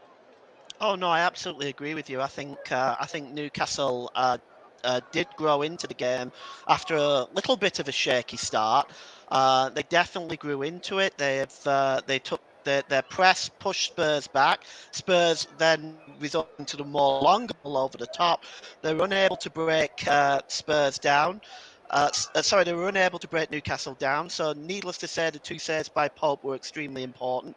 Um, but it's uh, it's interesting. Uh, it's interesting that Newcastle are now in a good position now, and whether or not they can keep it going in the second half, I think it might be interesting to see Spurs to see if they make some changes. Yes, and if you just look at that first half, obviously, as I mentioned, Newcastle were deserving of that lead. I think if you were leading 2-0 away at Tottenham, you wouldn't have to change anything. And I think that's probably going to be the case for Eddie Howe. If you were in Antonio Conte's shoes right now, Paul, what things would you change? Because obviously Rodrigo Benton goes on a booking. He won't be able to go into for tackles like he will be able to, like he has done in the past. What situations do you think? What would you do with that situation there, my friend? Well, I might consider bringing on Jed Spence. I think uh, I think they're lacking not just defensively. I think they were pretty sloppy defensively, but I think going forward, they need something as well. I may consider bringing on Lucas Moura as an option, but really they don't have much attacking wise in terms of what they've got on the bench apart from Moura. Even Perisic might be an option. But I think Spurs need they maybe need to change a little bit the way that they're playing.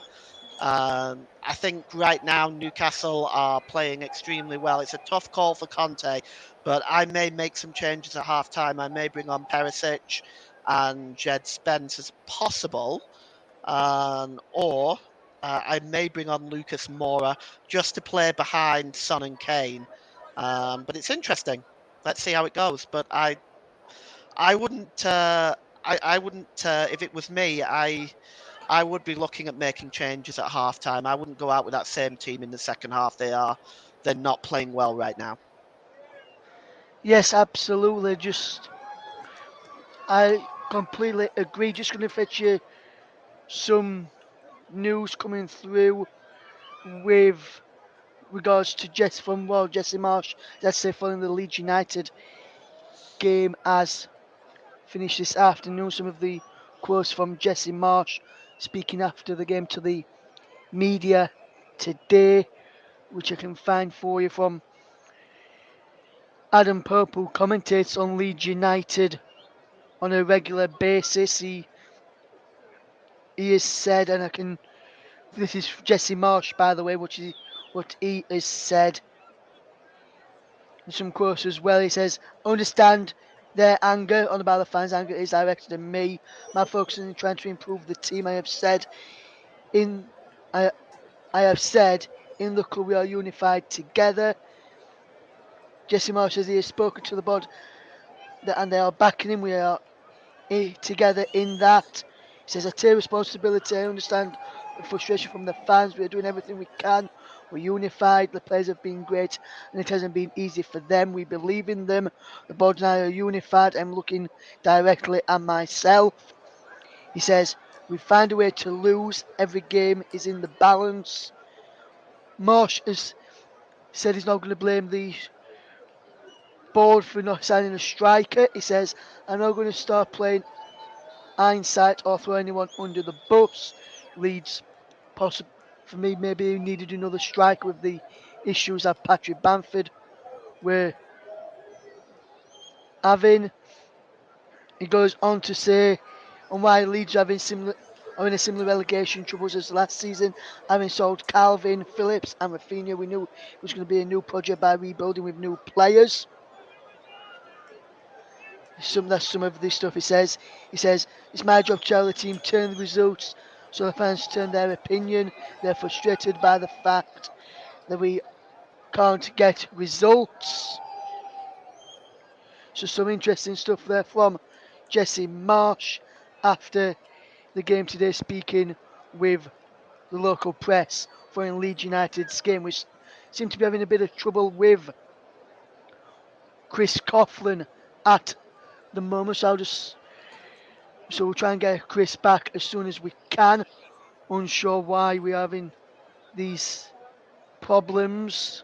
We'll see if we can get Chris back very, very shortly. We'll do our very best to do that. Second half will be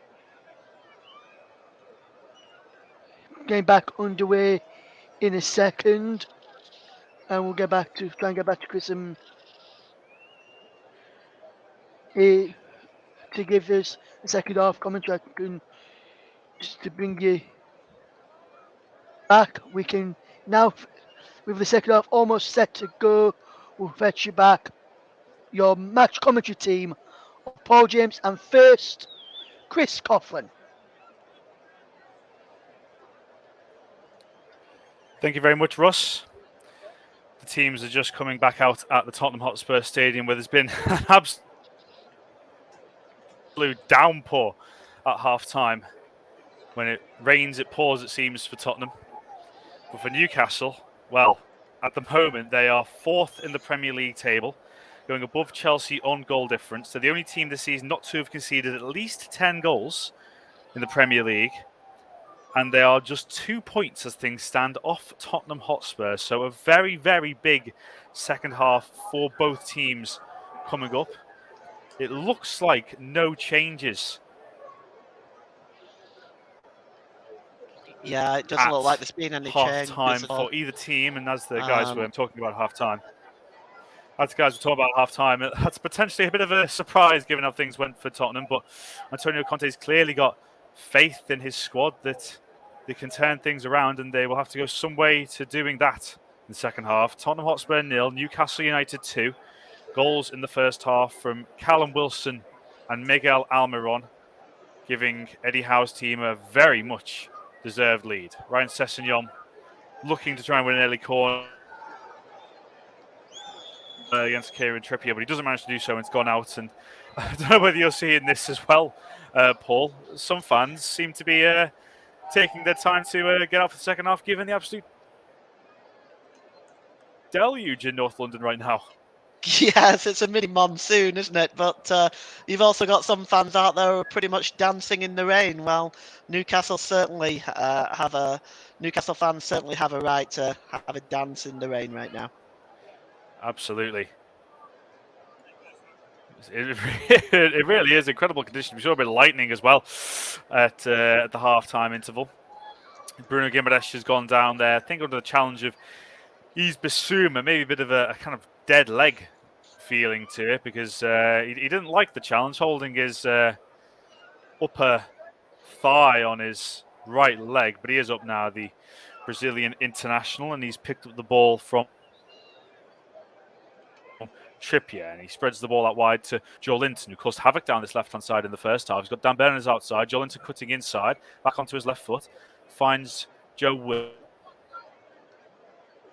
Now far side to Almiron. He couldn't do it again, could he? Almiron into Trippier. It's come back to Almiron. The first time he shot is blocked. It's come back to Almiron again, and his shot again is blocked out by Clement Longley. But the effort and the opportunity there for Almiron was almost like his wonder goal at Fulham a couple of weeks ago with the volley as it came back to him, but it's gone out now for a corner on the far side. Almiron thought about taking it, but we'll leave it to the Newcastle captain Kieran Playing Trippier. with a Season smile on Newcastle his fans, face, Chris. He's playing with a smile on his face. He's full of confidence right now, is they're very Almiron. much enjoying themselves, those Newcastle fans. As Trippier sends the ball towards the far post, Botman heading it back, and now we'll come to Almiron again. It's up in the air this time. Out to Fabian Schär on the left-hand side, headed away by Davinson Sanchez. Good defending by the Colombian. Botman back to Schär, inside to Joe. Now swinging it out, lovely pass, looking for Almiron, but it's cut out. Dan Burn wins it back for Newcastle. Bruno out to Almiron. Sessegnon went out to try and face him, and that's maybe the tactic Ryan Sessegnon will have to take in this first half, because he was given the runaround in all honesty by Miguel Almiron. Now Bruno Guimaraes, Dan Burn, Joe Linton again on this left-hand side, where he's playing instead of his central midfield role usually. He's playing on the left-hand side today. Bruno Guimaraes. Now Joe Willock, former Arsenal man. Trippier gets the ball out of his feet, sends it in. It's blocked by Bentancur. Bissouma underneath it. Can't find Harry Kane, and the frustrations are only growing for Tottenham early in this first half. Almiron. Back to Guimaraes. Now Trippier again. Almiron. Into Guimaraes. Plenty going on his left-hand side, and now we give it to Dan Burn. Joe Linton up against Emerson Royale, going on the outside, trying to get the cross in. It was going to go behind for another Newcastle United corner, but Joe Linton is looking quite adept at the left midfield role, the winger role that he's playing in this system today for Newcastle. We're just seeing Kieran Trippier go over to this near side on a kick. Newcastle kicking from right to left in this second half. Tottenham kicking from left to right towards that huge wall at the Tottenham Hotspur Stadium, the wall of Tottenham fans, as Trippier takes it short and sends the free kick in towards the far post. That was a lovely delivery from Kieran Trippier, and it just evaded. I think it was Sven Botman in the middle. But again, another fantastic in-swing delivery from Kieran Trippier. Oh, it was outstanding. He swung it right into that corridor of uncertainty. Very difficult to deal with in that situation. It's actually pretty decent defending. I think it's by Dyer that gets the header out there. But yeah, Newcastle have started the second half very much the way they ended the first. Tottenham coming forward now. Sessegnon retrieving the ball from Bentancur, and it's a poor cross right down the throat of Nick Pope, with Heung-min Son and Harry Kane nowhere near it. I was going to say, I think from Trippier's delivery, it looked like Botman would have been offside had he made contact, but still it was good defending by Eric Dyer at the far post. Now Dan Burn at left back. Lovely ball into Longstaff. Newcastle looking forward all the time, and the ball forward looking for Joe Willock. Eric Dyer will put it out of play, and I think that's going to be a Newcastle throw, and it is just outside the Tottenham penalty area. It'll be Dan Burn to take it. Joe Linton and Bruno Guimaraes are options. He gives it to Joe Linton. Back to Sven Botman, who's of course played a massive part of this terrific Newcastle defensive effort this season. Trippier back to Longstaff. Almiron, lovely flick around the corner, looking for Longstaff, and he's got there as well. Sean Longstaff sends the cross in. Joe Linton's arriving, and it's going to be a corner kick. Newcastle perhaps wants a penalty. Yeah, no penalty for me. But it just, I'm going to look at it again, but that looked like it. The ball came in. Oh, this is very interesting, because Joe Linton's header came back. It categorically hits Emerson Royale on the forearm, on the hand. His arm is out. It's an unnatural position. They'll have to look at that. Very much see Newcastle potentially getting a penalty here. Emerson Royale didn't hit his head. That's somehow claiming the ball hit his ear instead of his hand, which no. it did not hit his ear before his hand. It hit his ear after hitting his hand, but it looks like there won't be a penalty for this. That is an interesting decision to say the least, because it certainly wasn't a natural position for Emerson Royale's hands, but Tottenham got away with one as Trippier sends in the corner kick. It'll come through the far post. A good save by Lloris, scrambling around, and Royale clears it this time.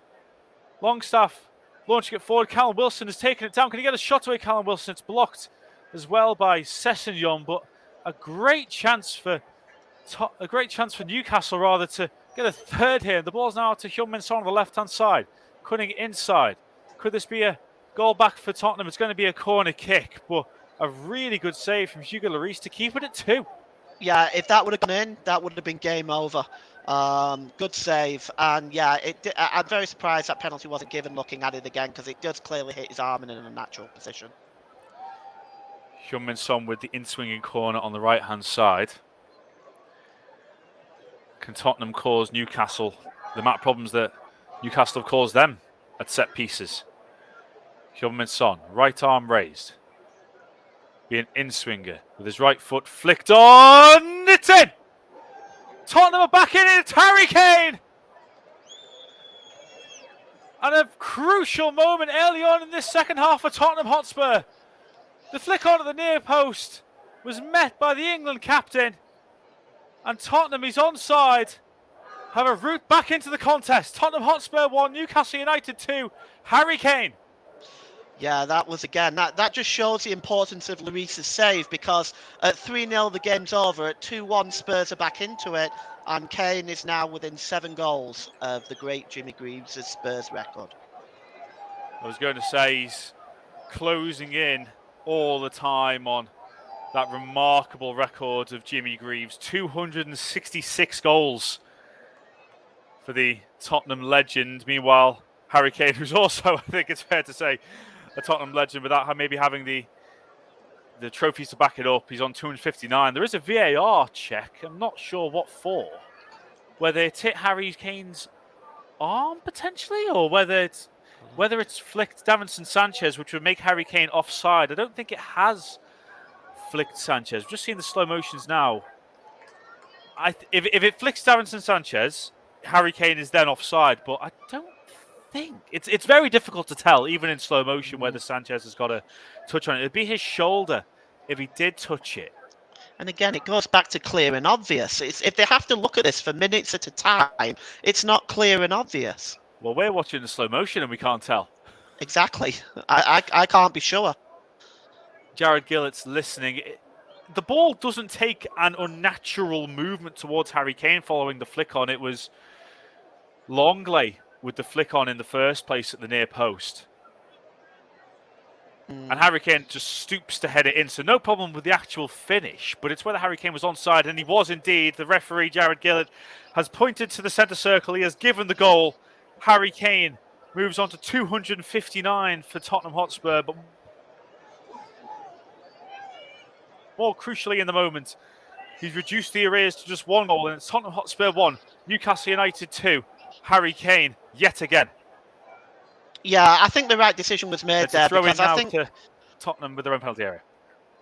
We'd have seen the trajectory of the ball change had there been even the slightest of touch, I think. So I think the right decision was made there by VAR. Harry Kane's 10th Premier League goal of the season, his 11th of the campaign overall, when you factor in his goal against Eintracht Frankfurt in the Champions League recently as well. But there's a new bit of life that's been put into Tottenham since that goal. Newcastle just have a bit to think about defensively now, which they didn't really have to in the first half, or a few good saves from Nick Pope. Emerson Royale, it's a lovely ball, but it's close, too close to Nick Pope again, and Harry Kane can't get on the end of it. I suppose one thing, Paul, as well. I mean, Harry Kane, he's got 11 goals this season, 10 in the Premier League. He's having a fantastic campaign, but because there's somebody called Erling Haaland around, he's not being talked about as much. No, that's true. Yeah, because Erling Haaland's record is ridiculous. So it's not being talked about a lot. And it's unfortunate for Kane, because Harry Kane is a world-class striker. And yes, he's not won anything at Tottenham, and I don't know whether anytime soon he's going to. But he's still an absolute world-class striker and should always be recognised as such. Wilson now with the flick to Willock. Cutting inside. Joe Willock for Newcastle! Just wide. Newcastle so close to restoring their 2-goal lead. I'm not sure if Wilson would have been offside if he'd got a touch, but Willock, the former Arsenal man with the effort, I think it does in fact come off Callum Wilson in the end, just inches past the post. And the flag didn't go up. I don't think he was offside. I think I think he was onside. But you know the more of a touch on that, and that's 3-1. Nick Pope dicing with a bit of danger there with Harry to pick it up and get it over Harry Kane, and Newcastle can come forward again. Trippier on the right-hand side. Almiron. It's been a bit quieter in this second half. He had a lot of fun in the first, did Miguel Almiron. Bruno Guimaraes looking forward now to Joe Linton.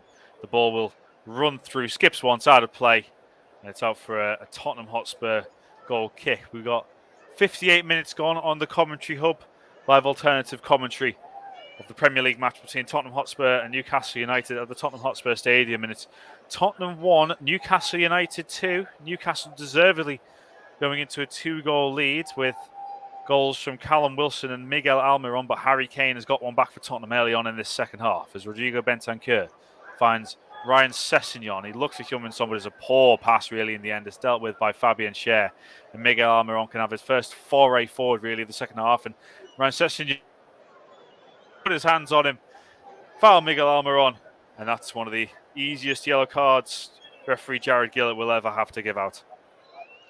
Yeah, professional foul there. I always think the referee should book in this situation. No attempt to win the ball, just stopping him from progressing. Right decision all the way. Definitely, and it's after an improved display in this first 15 minutes or so from Ryan Sessegnon against Almiron. He's now got a bit to think about, unless Antonio Conte thinks about some changes on the left-hand side. Of course, Ivan Perisic has played there a lot this season. Matt Doherty as well, although he's much more of the right wing-back mould. Same goes for Jed Spence, the summer signing from Middlesbrough.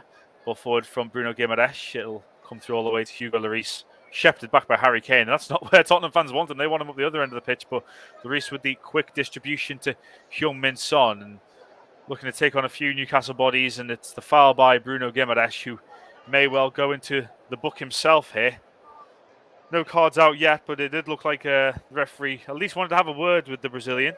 Heung-min Son was on his own against 6 or 7 Newcastle bodies, so he did well to win the free kick in any circumstance. And I do think Bruno Guimaraes might be a tad fortunate to avoid a booking there, as we're seeing substitution now for Tottenham, and as just alluded to, Ivan Perisic has come on for Ryan Sessegnon, and I don't want to claim I'm a fortune teller, Paul, but it was a change that we perhaps saw coming after that yellow card.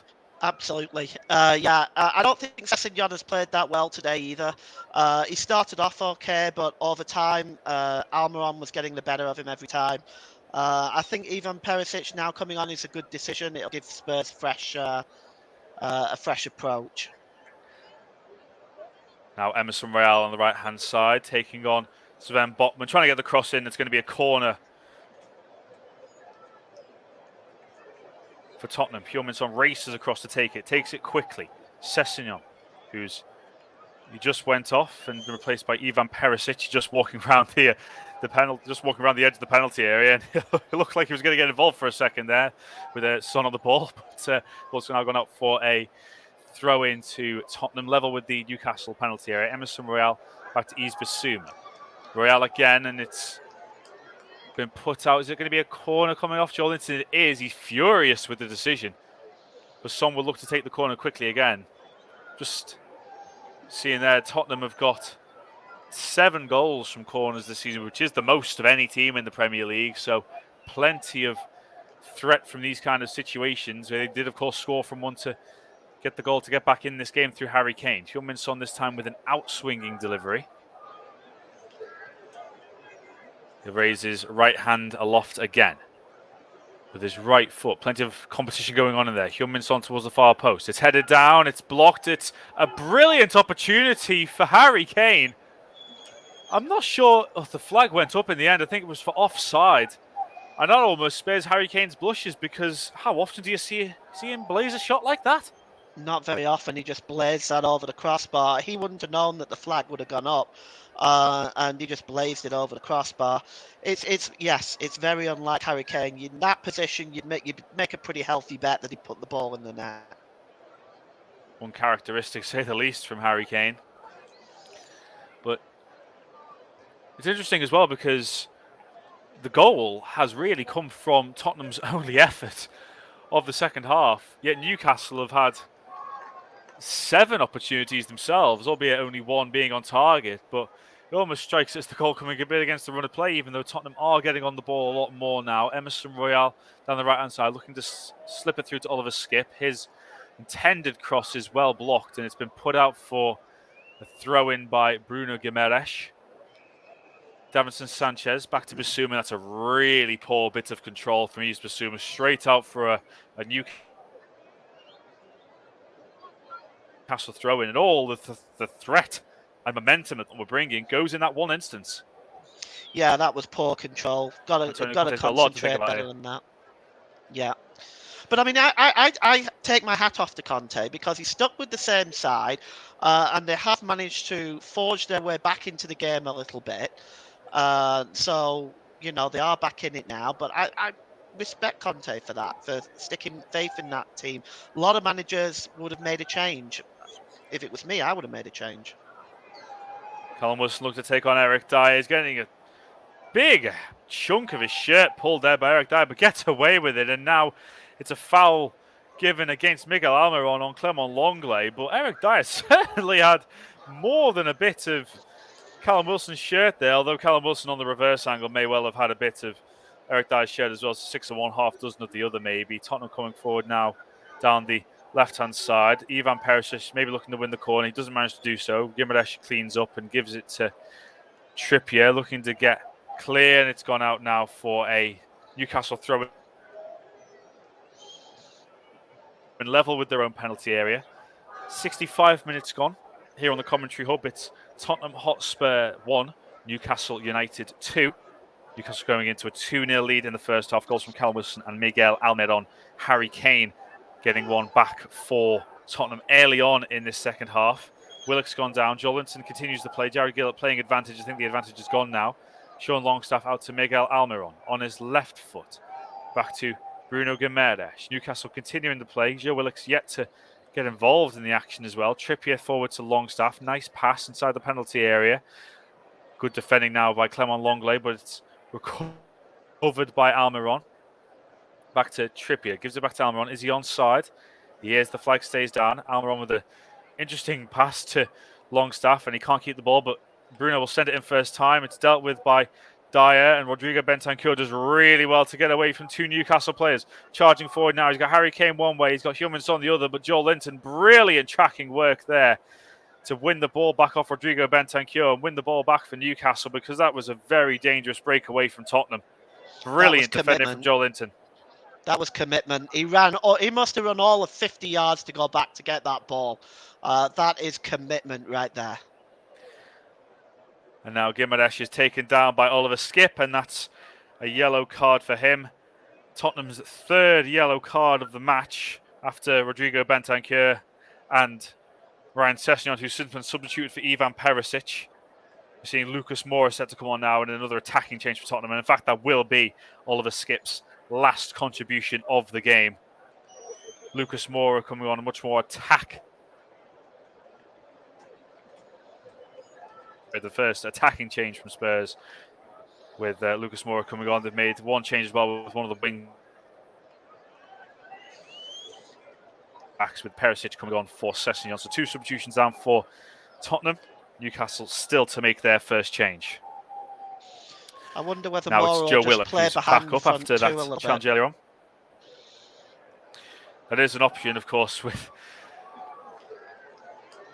Kulusevski and Richarlison both out in a strange way. Even given all the attacking talent Tottenham have, they are somewhat down to the bare bones in many ways. Kulusevski is, he was pretty injury-free last season after joining from Juventus. Richarlison's had quite a few issues, really, certainly in recent weeks. Newcastle win the ball back. Fabian Schär, really nice step over. Still with Fabian Schär, and it's saved by Hugo Lloris. The effort from 25 yards or so from the Swiss international for winning the ball back. Hugo Lloris looked to clear it away, and Callum Wilson blocks the effort. That might well be a yellow card for Callum Wilson, and indeed it will for not really allowing Hugo Lloris to get the ball clear from his clearance. It's one of them, Paul. I mean, what do you think about that kind of scenario? Because if anything, it doesn't actually touch Lloris as he clears the ball. Merely just kind of disturbs him. Yeah, it's overprotection for the goalkeeper again, isn't it? I mean, I used to be a goalkeeper when I was younger, and I don't like this overprotection of the goalkeepers. I think it spoils the game. I didn't see a lot wrong with that. I certainly didn't see it being yellow card worthy. A goalkeeper not sticking up for the goalkeepers union? Oh, I'm not a member. I think I've heard it all now. It's a Tottenham free kick just short of the halfway line. The two goalkeepers have certainly played their part today, that's for sure. Nick Pope and Hugo Lloris. That's a slip in midfield from Yves Bissouma. Now Almiron on the right hand side. Really nice play to keep possession of the ball. Kieran Trippier. Again, calm from Trippier. Bruno Guimaraes back to Sven Botman, who'll head it back to Nick Pope, and Newcastle maintain possession. Nick Pope is waiting for Son to close him down before picking the ball and balling it out again. Sven Botman.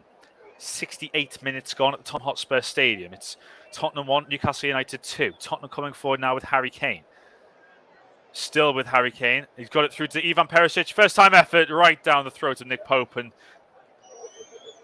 a real opportunity there for Ivan Perisic, because Harry Kane did really well to keep the ball. He's so good at that, Harry Kane, and the vision that he possesses.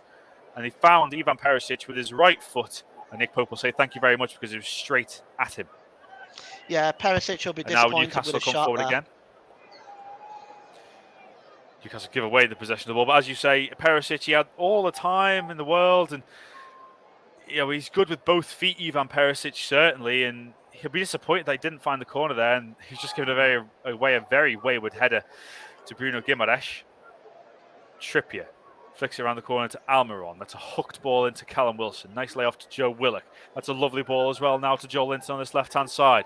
Morale coming out to face him. Joe Linton, he's got an overlapping run from Willock, and he's found Joe Willock, and it's a really good bit of defending from Emerson Royale to put it out for a corner, but Newcastle really threatening to add a third there. Joe Linton just onside, running at Emerson Royale.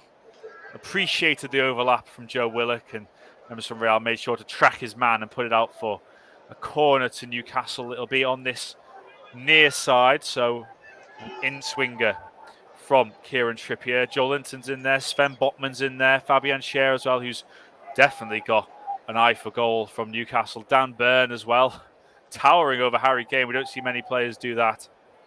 And it'll be Kieran Trippier to take the corner kick, in-swinging towards the far post. Headed back and up in the air, back down towards Schär. The flag didn't go up, and Schär has smashed it across the face of goal. It's gone all the way out for a throw-in on the far side, but there was all just pinballing around somewhat before Schär lashed it across the face of goal. Harry Kane now with the throw-in back to Sanchez, launches it forward. Tottenham have got just short of 20 minutes to get back into this game before we get to stoppage time. And the ball forward, Harry Kane looked to try and keep it, but it's gone out for a Newcastle throw-in. And I think since the goal, Paul, Newcastle's game management has been superb. Oh, absolutely. They continue to control the game. Joel Linton, just to make a point, Joel Linton has been absolutely amazing in this game. Tracking back, going forward, he's controlled the midfield. He's been absolutely outstanding. And Newcastle, yes, they've controlled this game really since the start of the second half as well. The goal is a little blocked, but they definitely have reacted very well. It's incredible, really. Joel Linton was signed as a striker, but ever since he's moved everywhere other than striker, he's been one of the first names on the Newcastle team sheet. He's so effective in midfield, left wing today. He's been brilliant. Even saw then closing down Davinson Sanchez, looking to charge forward, and it was good defending in the end by Eric Dyer, who I think came off the worst, really, of the two in that challenge, but to throw into Tottenham Hotspur nevertheless. 72 minutes gone at the Tottenham Hotspur Stadium. It's Tottenham Hotspur 1, Newcastle United 2. You're listening to Commentary Hub for alternative commentary of the Premier League with myself, Chris Coughlin, and my co-commentator, Paul James.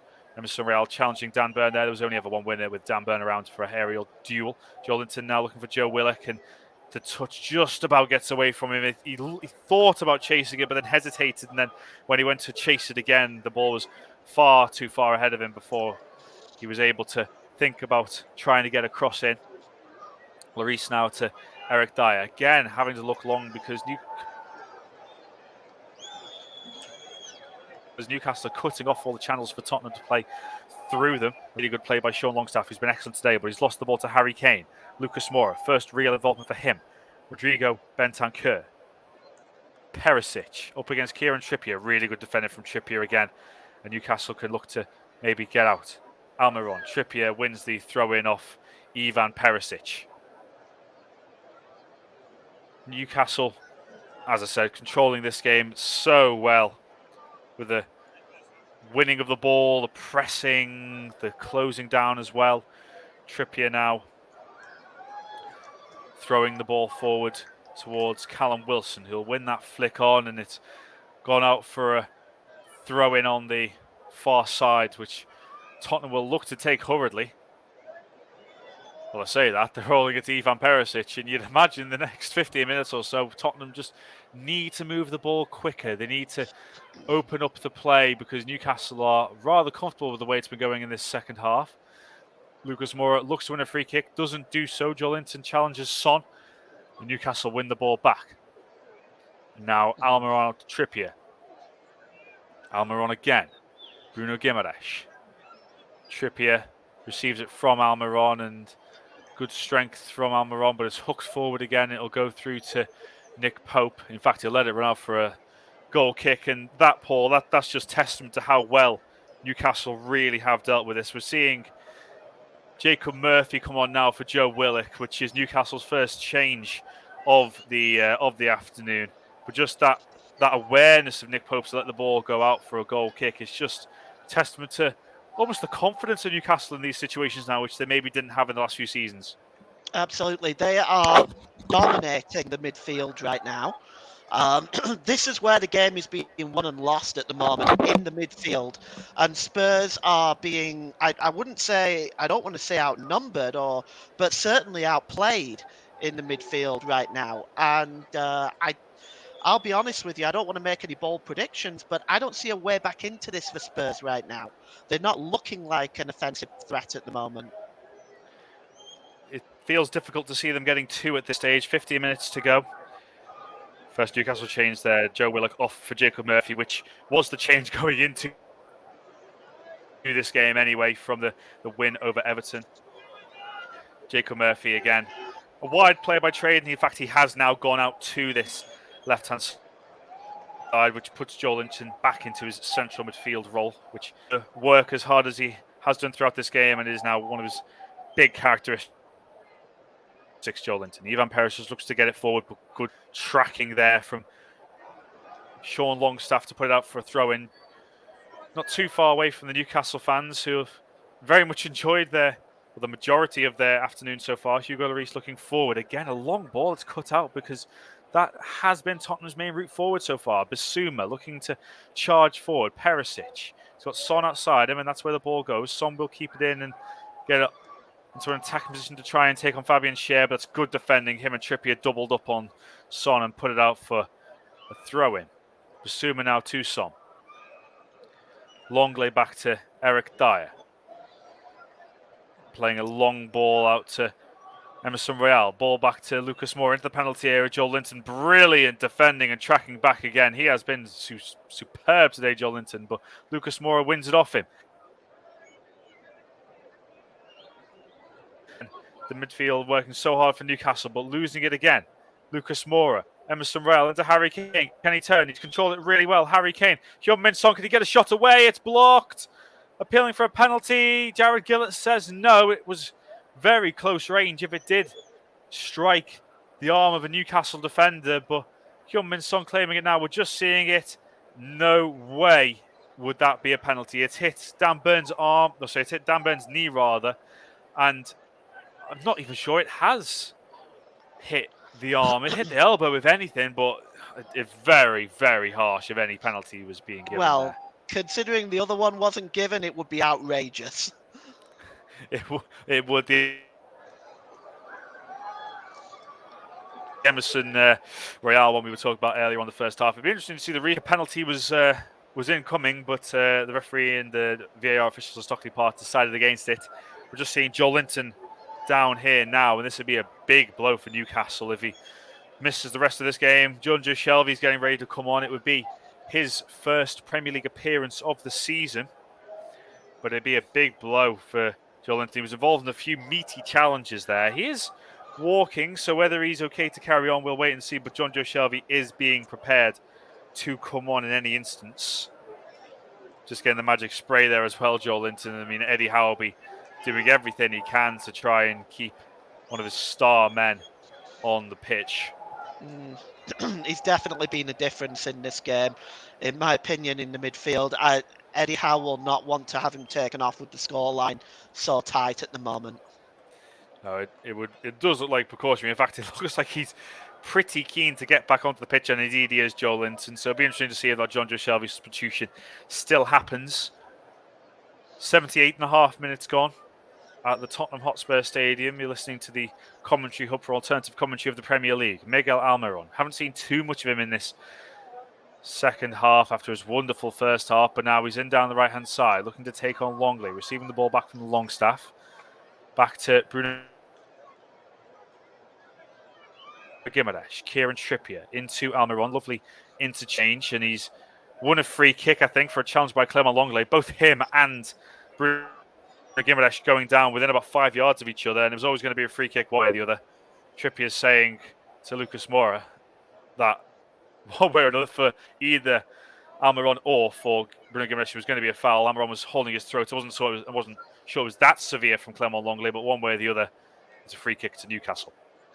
Yeah, I think the referee really has to stop it as well. If you've got a player clutching his throat, there's a health risk there. So I have no problem when a referee stops it for that. So free kick for Newcastle in front of their own fans, away to the left-hand side. Kieran Trippier, an ever-reliable deliverer from these set pieces, and is very much set to be on the play, looking to help Newcastle secure a famous win at Tottenham. Kieran Trippier sends the ball in. It's flicked on towards the far post by Eric Dyer. Bruno Gimaresh collects on the far side. Up against Longley. Still with Bruno Gimaresh. Cutting onto his right foot. He's got Longstaff with him if he needs him. And he's looked to try and win a corner, but he hasn't managed to do so because Bentancur's defended that well. And Newcastle have tied it up with Davis. And it's gone out for a throw-in now on this near side. Lucas Moura challenging Bruno Gimaresh. It was Jacob Murphy, I should say, that won the ball back there in midfield. We are going to see Tottenham's third and fourth change of the evening. Clement Longley going off for Ben Davis to come on. And it'll be Davinson Sanchez as well, who's making way for Matt Doherty. So perhaps a change in system from Tottenham. We'll have to see how they line up, but Matt Doherty, who has definitely fought his way back into the thought process of Antonio Conte. I think with Davinson Sanchez gone, I think he'll just slip into the right wing-back position, Doherty. Ben Davis probably at centre with Longley just going off. So it should be interesting to see how it plays out now. So it looks like, remarkably, Emerson Royale appears to have moved into a centre-back role, which is something we haven't really seen from him. The ball forward looking for Lucas Moura, but Sven Botman heads it back to Nick Pope. So a very interesting change of system there from Antonio Conte. Given Doherty, of course, a more a natural wing-back as his Royale. So for him to be in at centre-back, interesting. But I suppose gambles do need to be taken in the final 10 minutes. 82 minutes gone. Tottenham 1, Newcastle 2. Newcastle been very good value for the 2-1 lead, but we'll have to wait and see if Spurs can get back into this game in the final 10 minutes. The long ball forward by headed by Cher to Gimaresh. Over his shoulder looking for Wilson. Headed back into play by Eric Dyer. Cher again. Going as far as Perisic.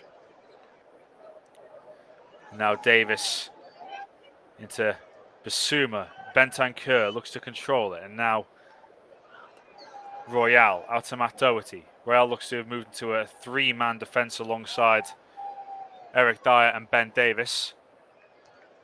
Bentancur forward, and it's going to come straight back to Royale. Newcastle just defended so well in the 2 banks of 3 with the forward line and the 3 of midfield, and of course the back 4 that has been so good this season.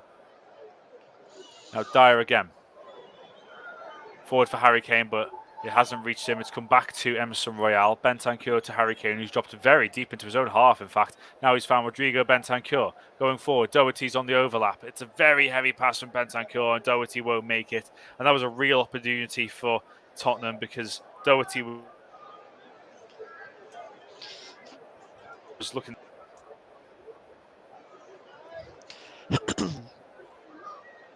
It's kind of been indicative of Spurs' day, really. As a whole of their performance, this is it all summed up in one move.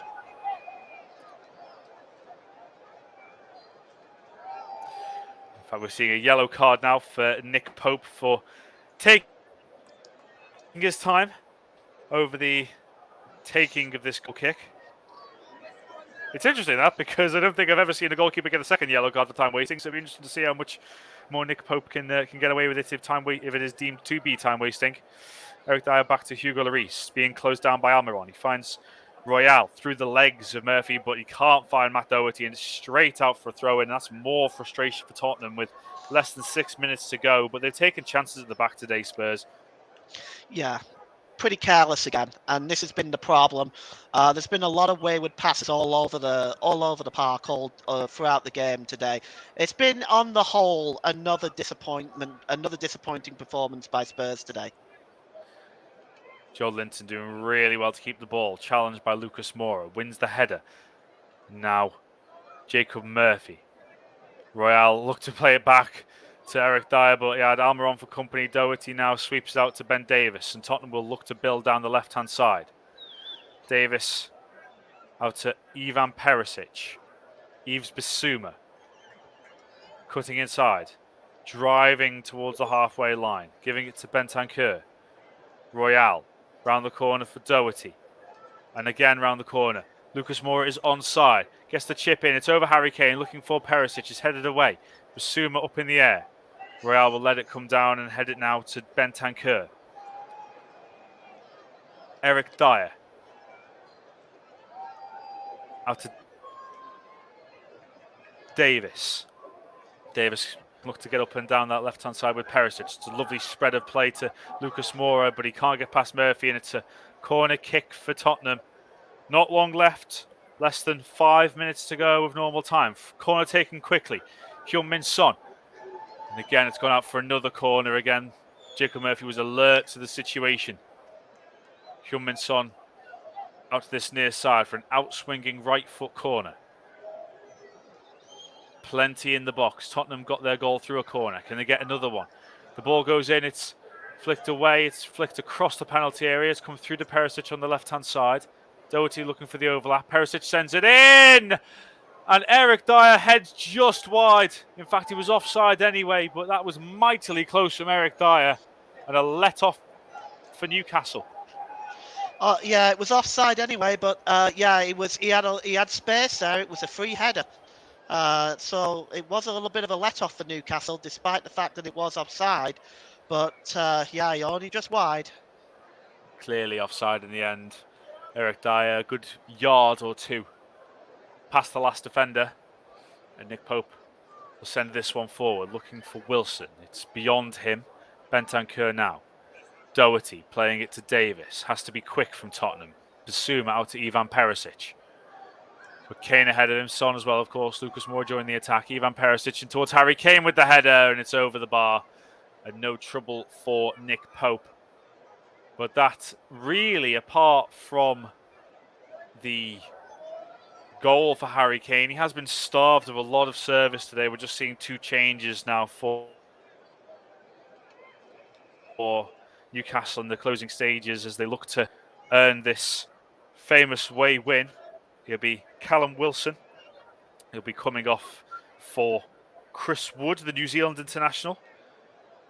Callum Wilson just having a little clash there with Eric Dyer, because Eric Dyer wanted him to go off on the far side on the touchline that he was closest to, as are the rules these days, or an optional rule. But to try and perhaps waste some time, Callum Wilson's come all the way across to the dugouts to high-five Chris Wood and maybe try and eat up a little bit of time. But I think the Tottenham players were saying there to Jared Gillett, you've got to add that time on, surely. And the second change will be John Joe Shelby coming on for Bruno Guimaraes. Looks like he was trying to wind up Emerson Royale a little bit there, as well as waste some time. I think the referees do need to clamp down on this a little bit more, though. The frustration's high from Tottenham, of course. You know, in this situation particularly, they had a massive chance to chop the lead to just 2 points to Arsenal at the top of the table today. But if anything, it looks like they're going to be dropping further behind their North London rivals. Bruno Guimaraes taking the acclaim from his Newcastle colleagues on the bench. 89.5 minutes gone, just a minute and a half to go until stoppage time. Still Tottenham 1, Newcastle United 0. You're listening to alternative commentary on the commentary hood of the Premier League. And now Tottenham will look to come forward again. Perisic, first time ball looking for Hyun-Min Son. He tried to let it run and were alive to the danger. And Chris Wood has got past Emerson Royale, and that might well be a yellow card for the wing-back. Indeed it is. And Chris Wood, he doesn't get many opportunities these days, given the form of Callum Wilson, of course, Alex Isak, the big money signing when he's available. But that was I mean, really he's not good got a work lot from of Chris goals. Wood to come on and do a good job and win a free kick and alleviate the pressure. I think with Chris Wood, though, his situations, he's very much out of form anyway. He's only got 2 goals in 27 games. It hasn't worked out for him so far, really, at Newcastle. But we'll see how it goes for him. Of course, and he is very much, when all are fit and available, he is very much a third choice forward at Newcastle. Now, I mentioned Callum Wilson, of course, the goal scorer for the first goal today, but Alex Isak, the big money signing, made a good start to life at Newcastle. The goal in his debut against Liverpool and the goal against Bournemouth as well, but then injury is now ruling him out until after the 2022 World Cup in Qatar next month. It's going to be 5 minutes of added time at the Tottenham Hotspur Stadium, so not done yet. Chances for Tottenham perhaps to get an equaliser here. Yeah, definitely. There's still a chance for them, although they don't really look like it right now. But with 5 minutes left for the injury time, I think it's time I name the player of the match. And I am going to give it to Joel Linton today. He's been outstanding from start to finish and been a big part of the midfield for Newcastle today. Joel Linton, player of the match. I was going to ask you for your player of the match, but I did have a feeling that Joel Linton will be very high on the list, if not the winner, and he has been fantastic in all of his roles for Tottenham today. On the left wing until about the hour mark, and then in midfield after Joe Willock was replaced by Jacob Murphy. Matt Doherty looking to play it in. It's cleared away. Tottenham have 4 minutes to claim a point here and completes a dramatic half. Emerson Royale forward to Hyun-Min Son, but again, it's another poor ball that goes all the way through to Nick Pope, who doesn't even bother picking it up and lets it run out for a goal kick. And it's good game management again from Newcastle, but poor decision-making from Tottenham Hotspur in crucial moments. And Antonio Conte will know that. Yeah, the moves are breaking down. The attacking play is breaking down not necessarily in the last sort of 20 minutes, not necessarily by great Newcastle defending, but just by simply playing bad balls and giving the ball away. And that's just another example right there. Nick Pope will restart the play. Bentancur heads it forward. John Joe Shelby now looking for Chris Wood over the top. Eric Dyer will deal with it and give it back to Hugo Lloris. But Tottenham need to get the ball moving and need to get it to the other end of the pitch. Davis. Eric Dyer. Looking forward again. It's a poor ball straight to John Joe Shelby, who will launch it. And it's become a case of anywhere will do now for Newcastle. All the way through to Hugo Lloris. Bentancur is just telling his goalkeeper to send it forward, and he does. It's flicked on. Harry Kane can't take it down. It's cleared away by Sven Botman. Perisic can't get past Trippier, who's gone down, and the referee looks like he's given a free kick to Newcastle, and indeed he has, for a foul by Ivan Perisic on Kieran Trippier, and more time gets eaten up. Perisic was poor control. I'm not sure how much of Kieran Trippier he actually made contact with, but it's, again, you talk about the game management. Kieran Trippier sensed a chance to win a free kick, and he did so. And Perisic, I think that's what he's saying. Yeah, he definitely connected. I mean, it might have hurt. It was right on the leading edge of his boot, but yeah, the contact was made, and of course, down he's going to go with only 2 minutes of injury time left. I think you can see that he worked under Diego Simeone. Can't you? Oh, yeah. The master of those kind of situations in terms of seeing out these narrow goal games. Of course, a La Liga winner with Atletico Madrid, Kieran Trippier. But now Tottenham have it. Just over a minute and a half left to go at the Tottenham Hotspur Stadium. Dyer has to send it long.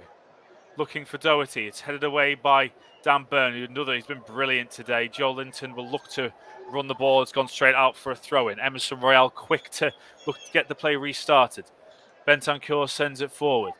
He's not going to reach Heung-min Son. Headed away as far as Bissouma. Still with Yves Bissouma. It could come through to Son, but it's rolled through to Nick Pope, who dives on the ball and tries to eat up the time. And I think that's what Harry Kane's saying, but Nick Pope knows that Newcastle have very nearly seen this through now. Harry Kane saying to the referee, is this not time wasting again? But as I said earlier, how many times do you see a second bookable offence for a goalkeeper for time wasting? Nick Pope You plays might argue under as pressure well again. that he has a right to fall on it because it's wet conditions. He doesn't want to spill the ball. Of course, any precautions taken, and there's only 30 seconds left to go. Bentancur, Tottenham need the ball up the other end of the pitch, which they're taking their time in doing. Playing it out to Davis, looking to play it through to Perisic, but it's really good defending from Trippier, who's been superb down that right-hand side for Newcastle today. And now Newcastle will look to run it, but that's really good defending in the end from Bentancur to stop Almiron in his tracks.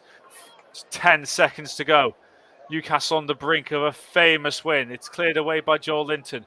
Really good strength from Jacob Murphy to win the ball, but Lucas Moura gives away a free kick, and I think that is going to be it for Tottenham today. They went 2-0 down in the first half and just never really looked like recovering. Antonio Conte looks resigned on the touchline. Eddie Howe, rather calm on the outside, but you can imagine he'll be buzzing on the inside. And now he's buzzing on the outside because the final whistle has blown. Newcastle Hotspur at the Tottenham Hotspur Stadium.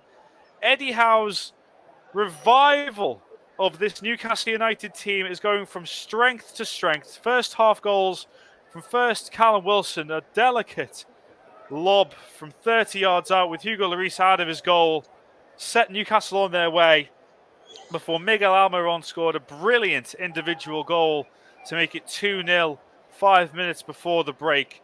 Harry Kane got Tottenham back into the contest early on in the second half, just 10 minutes or so into the contest after the break when he headed in from close range following a corner. But Newcastle's game management after that was superb to see out the game. See out this famous win that takes them up to 4th place in the Premier League. What a start to them it's been this season. 21 points after 12 games. Fantastic start for Newcastle. Only one defeat in that run as well. And Paul, they very much deserved it, didn't they? They did, absolutely. They were excellent. Despite a shaky start, they grew into the game. They controlled the midfield, and they really made it very difficult for Spurs to create anything. Spurs, perhaps the architects as well, a little bit of their downfall themselves with some poor defending. Um, in the second half, when Spurs did try to get back into the game a little bit, they were obviously giving up some poor passes, but overall, Newcastle absolutely deserve it, and their fans can make the long trip back to the northeast very happy in knowing that they are now in the top four. And those fans have just been applauding Callum Wilson, who goes over and takes the congratulations for his opener in the game. We're seeing there as well Sven Botman and Fabian Schär getting involved as well. The two have been fantastic this season for Newcastle United. It's a fantastic partnership at the back for the rejuvenated and revived Toon Army. Fantastic result for them that, as I say, takes them into the top four of the Premier League, into the fourth Champions League spot. Just 2 points behind Tottenham now. And Spurs failed to close the gap on their North London rivals, Tottenham, who now have a 5-point lead over Spurs in first place. Spurs also missing the chance to close the gap on Manchester City in second. But a deserved win for Newcastle and North London, and has finished at the Tottenham Hotspur Stadium. Tottenham Hotspur 1, Newcastle United 2. Thank you very much there to Chris Coughlin and Paul James. A very big well done for match commentary. Fantastic work from you both. Been a while since we had Chris on, so fantastic stuff there, my friend. Always good to have you as part of the channel, as it is with Paul as well. We'll get into some of the comments from Mike in the chat in a few moments' time, but let's run you through the other scores from today in the Premier League. Aston Villa 4, Brentford 0. Leeds United 2, Fulham 3. Southampton 1, Arsenal 1. Wolverhampton Wanderers 0. Leicester City 4. Tottenham Hotspur 1, Newcastle United 2. In the Championship, Swansea City 2, Cardiff 0. Watford 4, Luton Town 0. Premier League 2, which is the under-21s, Newcastle United 3, Southampton 2. Stoke City 2, Sunderland 3. In the Women's Super League, Liverpool 0, Arsenal 2. Leicester City 0, Manchester United 1. West Ham United 3, Reading 2. Brighton v Chelsea, evening kickoff at 6:45. In the Women's Championship, Birmingham against Durham, match postponed due to a waterlogged pitch. Sunderland 0, London City Lionesses 2. Blackburn Rovers 3, Coventry United 2. Lewes 2, Charlton 1. Sheffield United 0, Southampton 1. Bristol City 3, Crystal Palace 0. In the under-17 qualification first stage of that is currently finished. Sweden 3, Wales 3, Croatia 1, Albania 0, Ireland 2, Belarus 2, Austria 0, Montenegro 1, Poland 6, Andorra 1, and on 72 minutes is Norway 6, Armenia 0. In the French League, Angers 1, Rennes 2, Clermont 1, Brest 3, Reims 2, Auxerre 1, Toulouse 2, Strasbourg 2, Troyes 2, Lorient 2, Nice 1, Nantes 1. Evening kickoff at 7:45 is Lille against Monaco. In the German Bundesliga, Bochum 2, Union Berlin 1, Hertha Berlin 2, Schalke 1. Italian Serie A, Udinese 1, Torino 2, Bologna 2, Lecce 0. 72 minutes gone, it's Atalanta United 0, Lazio 2. Evening kickoff is Roma against Napoli at 7:45. In the Dutch Eredivisie, Excelsior 2, is at Alkmaar 1, Camber 0, FC 20 1. Groningen 4, PSV Eindhoven 2, Nimgen 3, Go Ahead Eagles 3, Utrecht 3, Sparta Rotterdam 1. FC Volendam versus Erenveen is an evening kick-off at 7 o'clock. In the Liga Portugal, Maritimo 1, Aruca 1, Vizela 0, Santa Clara 1, 29 minutes Scottish Chivers 0, Gil Vicente 1. And at 8:30 in the evening kickoff is Guimarães against Boavista. In Spain's La Liga, to tell you about, in finished Espanyol 2, Elche 2, Betis 1, Atletico Madrid 2, Girona 1, Osasuna 1, Villarreal 0, Almeria 1. There at half time, Girona against Osasuna and Villarreal against Almeria. There's an evening kickoff at 8 o'clock between Barcelona and Athletic Club. In the MLS, after 14 minutes in the MLS playoffs, is CF Montreal 0, New York City 1 is the latest score after 15 minutes. We'll bring you the thoughts in a second of Paul James, but let's just read out some of the comments from Mike through the afternoon. He says he was hopeful that Newcastle were able to hang on, either add to the scoreline or add on, hang on to it, which they did. He says, always sounds bitter when the commentators say that Spurs have been disappointing. Nice to see they've gone. Spurs, as some fans say, they've gone so early in the season. He goes on to say, Wilson going off at the furthest point is the kind of thing you love to see when it's for your team. When it's against you, it's the kind of thing that really frustrates and winds you up. He says, Tottenham losing when we, Arsenal, fail to pick up all 3 points, always cheese him up. And he says, great job to both Chris and to Paul. I'm going to disagree on that comment. Mike says Jesse Marsh in, I want Marsh out, and that's going to be for a completely different video. He says, he also says, nice to see Luton thumped. He also says, good win for Arsenal women too.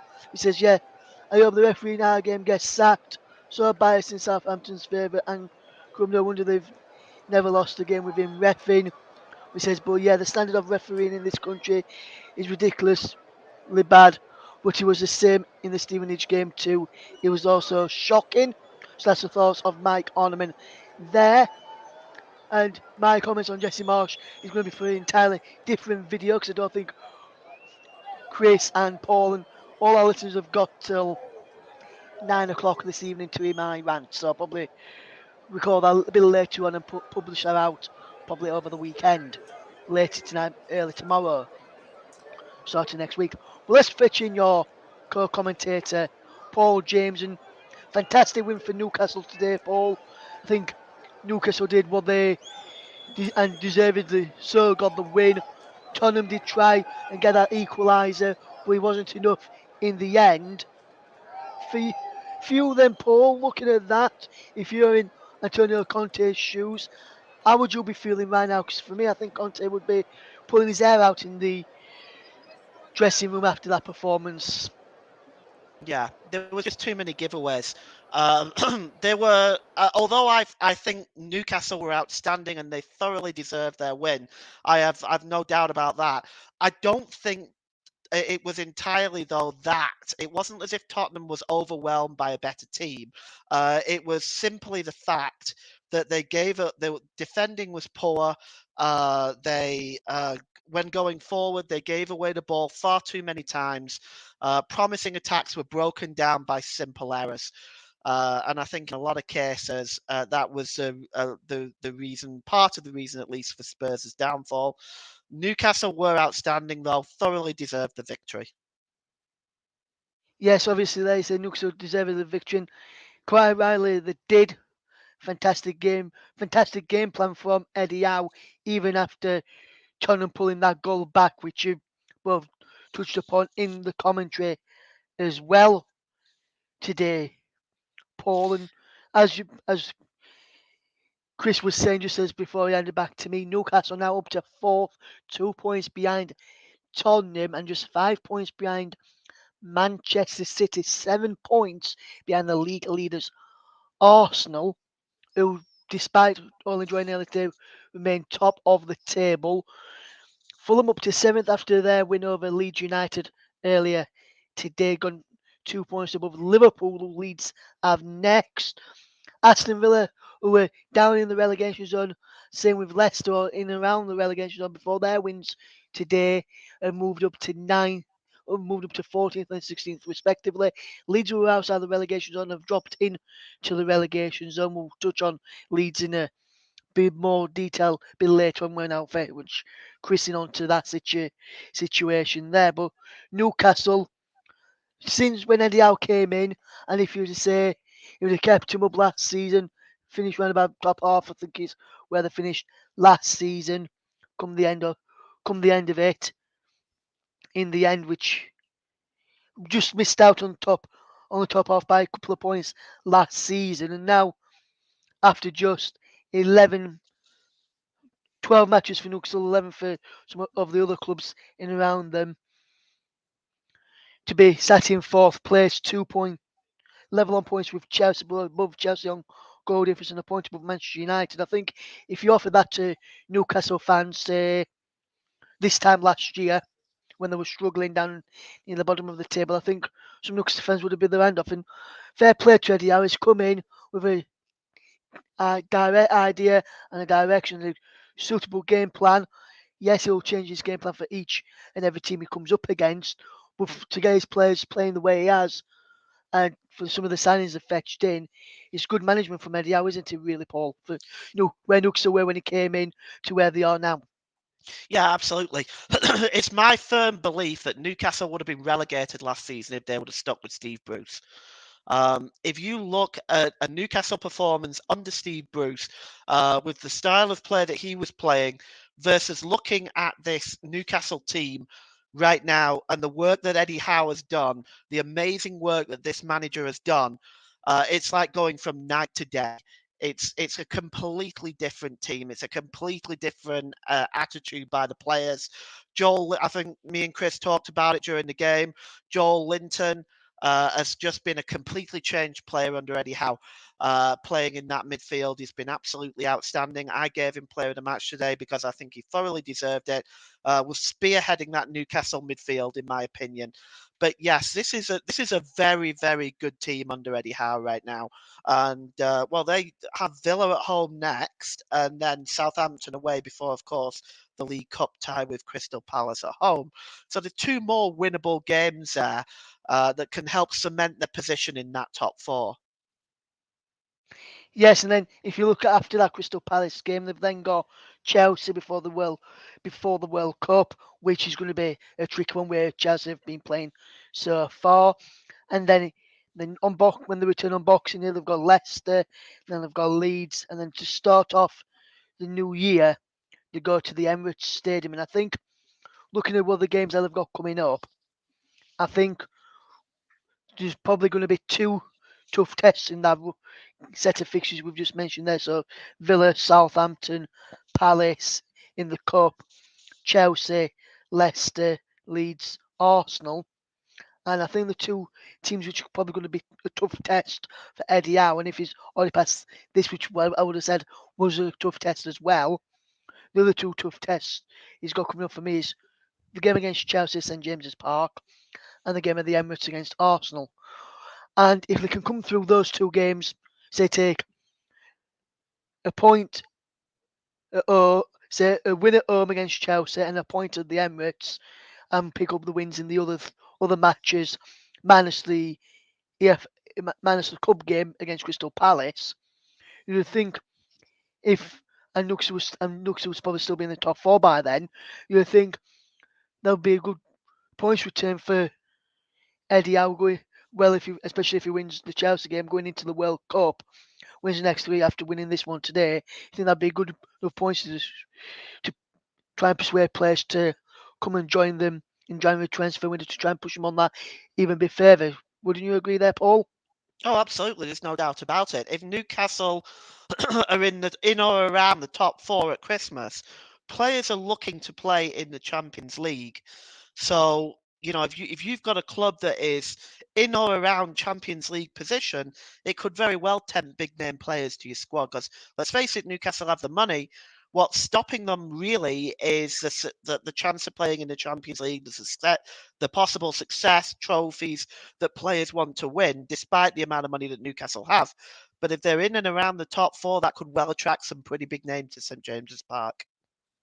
Yes, and just before we fetch Chris back in and touch on some of the other day's action from earlier on today, Paul, if you're in Antonio Conte's shoes with the after the set of games that they've just had, including this Newcastle game, so the last few games for Tottenham, and I'll tell you how they've gone on in each of the what games that Tottenham have played going into before and including today's game against Newcastle. I'll just tell you the results that they've had. So as we know, they've lost today 2-1 to Newcastle.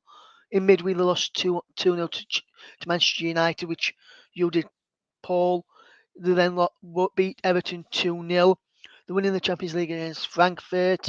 They beat Brighton, drew with Frankfurt, lost to Arsenal, beat Leicester. So in the Premier League, they beat Leicester, lost to Arsenal, beat Brighton, beat Everton, lost to Man United, and lost to Newcastle in their last 6. And yeah, you can say Leicester, winnable game for them. Arsenal, form goes out the window when it's North London derbies. Brighton, under a new manager, and the MX are the best times, all place to go. Home form's not look quite good. Beat Everton, Van Lampard doing okay with them this season compared to how they finished towards back end of last season. Man United have been a hit and miss this season already, coming into a bit of form themselves. And then Newcastle, we just touched on them. If you were to say to Tottenham fans after that game, you'd have a win against Leicester and a win against Everton after those last few matches in the Premier League, and you'd win Leicester, win Brighton, win Everton, and lose to Man United, Arsenal, and Newcastle with the way Newcastle are playing. I think some Tottenham fans would have said that'd be a reasonable thing, but some fans may think Newcastle should be winning teams like Newcastle.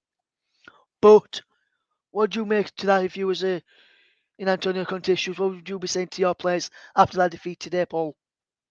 Well, I'd be certainly looking at the errors going forward, the giveaways, the sloppy defensive play. I would be looking at those and saying that we're giving points away and we're giving these points away. They're not being taken from us.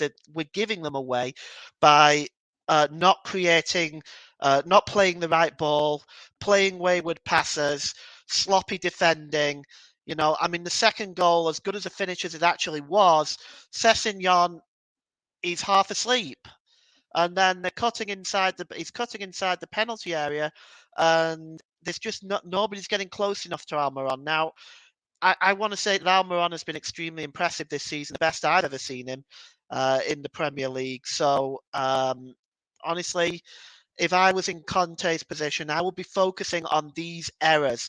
Uh, I would be focusing defensively on correcting some of those problems more than anything else. Like most of the attacks in the second half for Spurs broke down because of silly mistakes. Yes, and if you look at it as well, and Mike's just put a very good point in here as well, with regards to what I've just mentioned for Tottenham's last 6, and then we'll move on to some of the other games taking place there before we move off air at 7 o'clock this evening. He says, very up and down there for Tottenham in the last 6. Well, that says everything really in his opinion. Not consistent at all, and that will be their downfall. He says, the defeats they've got are against teams who will be in the European mix, which is for them a big worry. He says he's not sure if we could say that about the North London derby. He says Arsenal could have won that 6-7, but generally my winner said form normally goes out of the window in the derby. Yes, it does. I think also if when you look at him, Mike, potentially I'm not saying he did because I didn't really see the game in full, so he's out to another match on that same day. Potentially you could say the red card for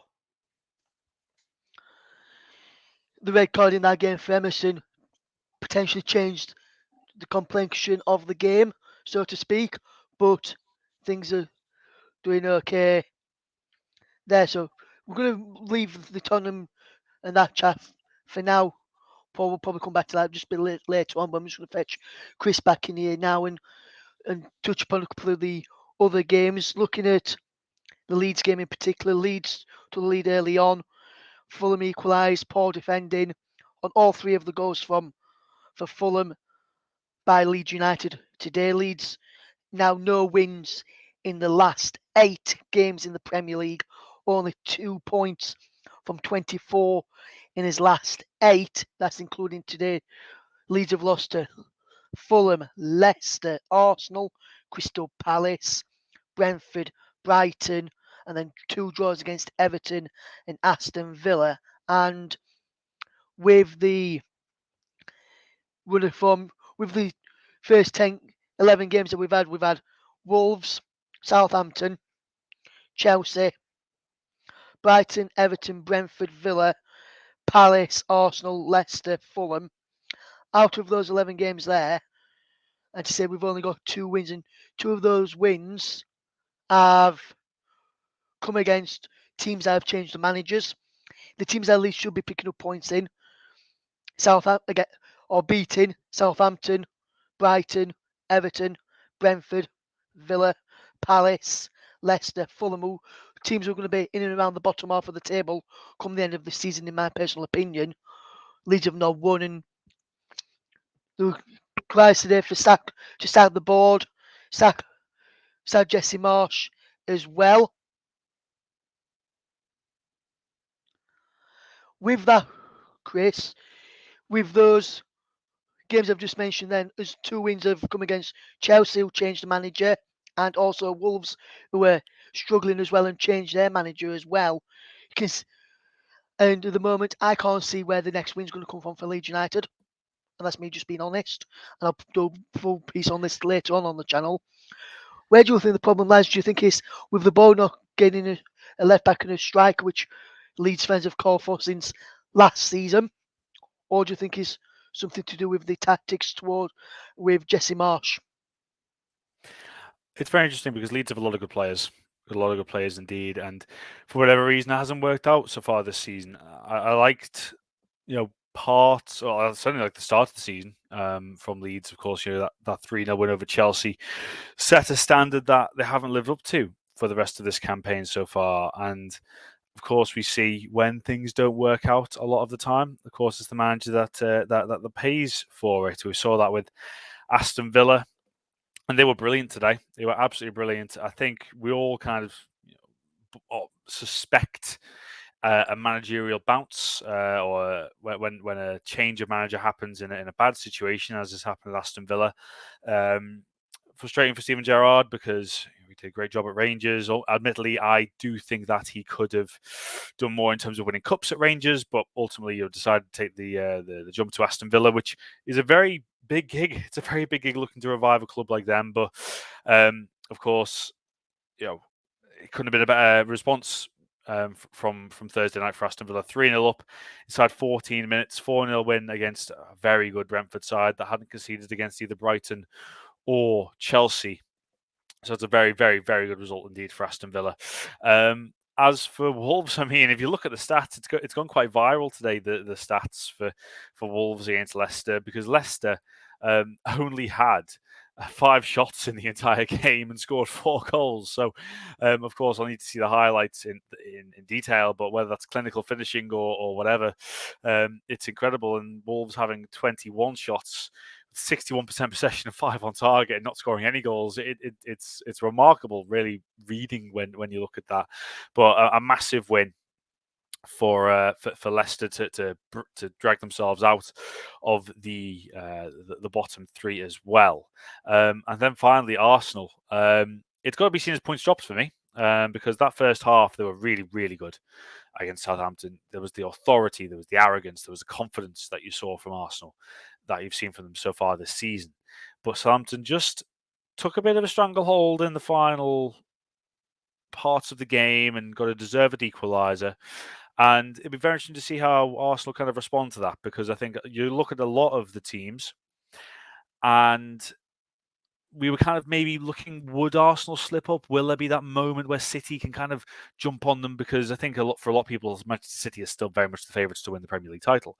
But is this now the start of a bit of frustration for Arsenal? They've got Nottingham Forest at home next week, which I very much expect them to win, and then two very big away games before the World Cup against Chelsea and against Wolves.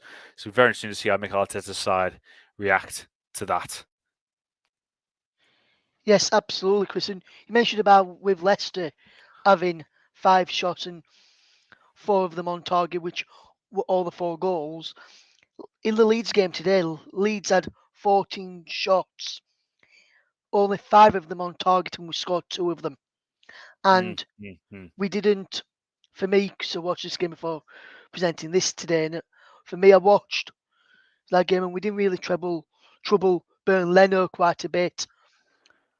In the Fulham goal, it was a relatively easy afternoon for him, and two of the best players, well, 3 of the best players for me on that pitch for Leeds today was the 3 that brought in this summer by Jesse Marsh. Brendan Aronson, we all know what he can do from playing for the USA as well. I'm looking forward to seeing him in the World Cup and not against England. Also, Mo Rocker, another good talented player. You wouldn't be a Bayern Munich if he wasn't a good player. And then Luis Sinisterra, you wouldn't be, like I said, you wouldn't be a Feyenoord, top Dutch club if you weren't a good player. And those 3 really stood out for me today. And the Rodrigo's a bit it's a miss. Yes, he got the goal, but there were times where he could have had another shot where he laid it back off to a teammate. So there's big troubles then, and there was a substitution late on, which didn't get me. Got me thinking, why has he done that? He fetches on a striker in Joe Gellar and takes off as left back. It's a very interesting one, and I think it's for a manager under pressure as well. You know, those kind of decisions might come into the might come into the whole pressure of the situation. As you've said, if his own signings could be working out, then by all means, Jesse Marsh is going to get a bit of time. Of course, it's an interesting game next week at Anfield. Liverpool looking to bounce back from their awful defeat at Nottingham Forest, it has to be said, and then Leeds have got tough games going up to the World Cup as well. Bournemouth, Ellen Road, Wolves away in the Cup, and Tottenham away in the Premier League. So a very tough run for Leeds up until the World Cup. But it's an interesting situation for Jesse Marsh right now. It is, Chris, and I can't see where if I'm being honest, I can't see where the next win's going to come from. Maybe in the Cup, maybe, but in the league, I'm not sure where the next win's going to come from. Thank you very much there for Chris. Chris has got to go now, so thank you for your contribution today, Chris. Fantastic work, and we'll hopefully get you back on the channel very, very soon. Cheers, guys. No problem, Chris. And then we'll just fetch Paul back in on the Leeds United situation there, which I've just been touching on with Chris there, Paul. As you heard me, only 2 wins all season, and at the time both of those teams that we played against was in a relegation, was in a bad run of form themselves at the time. Wolves not really done much towards back end of last season, so in a bad run of form. Beat them on opening day. Beat Chelsea. They were going through a tough run at that point, and then they both had the managers, and that's the only 2 wins that Leeds have got. And then I mentioned about the games where I think we should have picked up points. Southampton, we drew. Brighton, we lost. Everton, we drew. Brentford, we lost. Aston Villa, we drew and got a player sent off. Palace, we lost that one. Lost against Leicester, who were bottom of the league at the time. And then we've lost again today to Fulham. 2 points in his last out of a possible 24, as I mentioned earlier on before we went on air, is relegation form. And Mike, you're quite right. I am worried about Leeds at the moment with the form about staying up. And then Sinisterra, for me, Mike, and I'll come on to you in a minute, Paul, on Sinisterra as well. For me, Sinisterra is basically last season's Rafinha. We were relying on him too much, relying on him to create things, and when he's not creating any things, no one else is able to create things. So for me, I think looking for trying to pick up the wins by trying to get Sinisterra onto the ball and create quite a lot when it's not really happening. Whereas under Rafinha, when he was at Leeds last season, it was happening, but this season, for some whatever reason, he's not seemed to be working. And as I mentioned to Chris, as you probably heard there, Paul, as well, three of our best players on the field today were three of Jesse Marshall's signings in Brendan Aronson, Mo Rocker, and Luis Sinisterra. Some of his in-game management with his substitutions and everything didn't work. And as I mentioned to you and Chris off air before we started as well, the third goal went in for Fulham on 84 minutes with 6 minutes left to play.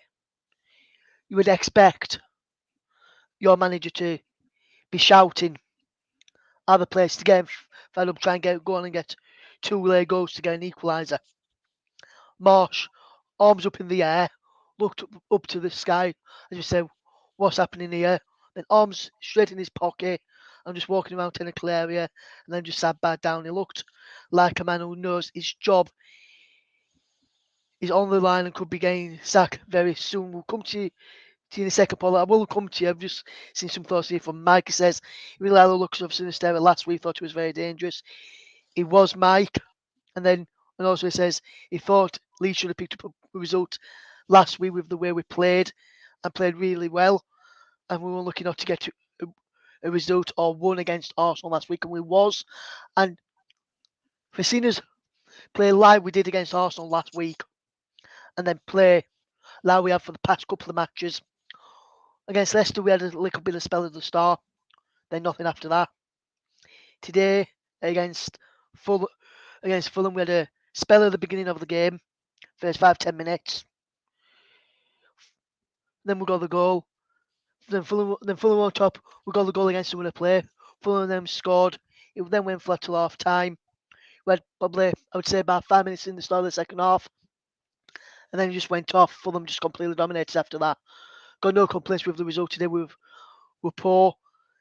For me, it seems like we can play like we did against Arsenal, Chelsea, Liverpool, Man United, Man City, Tottenham, as well, so-called Big Six. Play really, really well and either get a result like we did against Chelsea or be unlucky and just lose out by the narrow goal.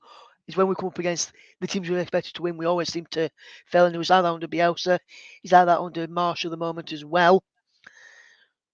I want to ask you a question now, Paul, and I'm sorry for keeping you waiting there while I just answered a few questions there and give some of my thoughts before I do a longer piece probably later today or tomorrow on the Leeds United situation.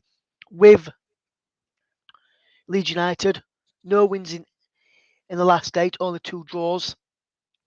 For you, is it down to the board for not investing in a left back and a striker, which, as I said to Chris, Leeds fans have seen that we needed them for the last 2 transfer windows, maybe the last 3 transfer windows, and then, or is it partly to the board, partly to the manager, and the players, or do you think he's just on the manager, just on the players, just on the board?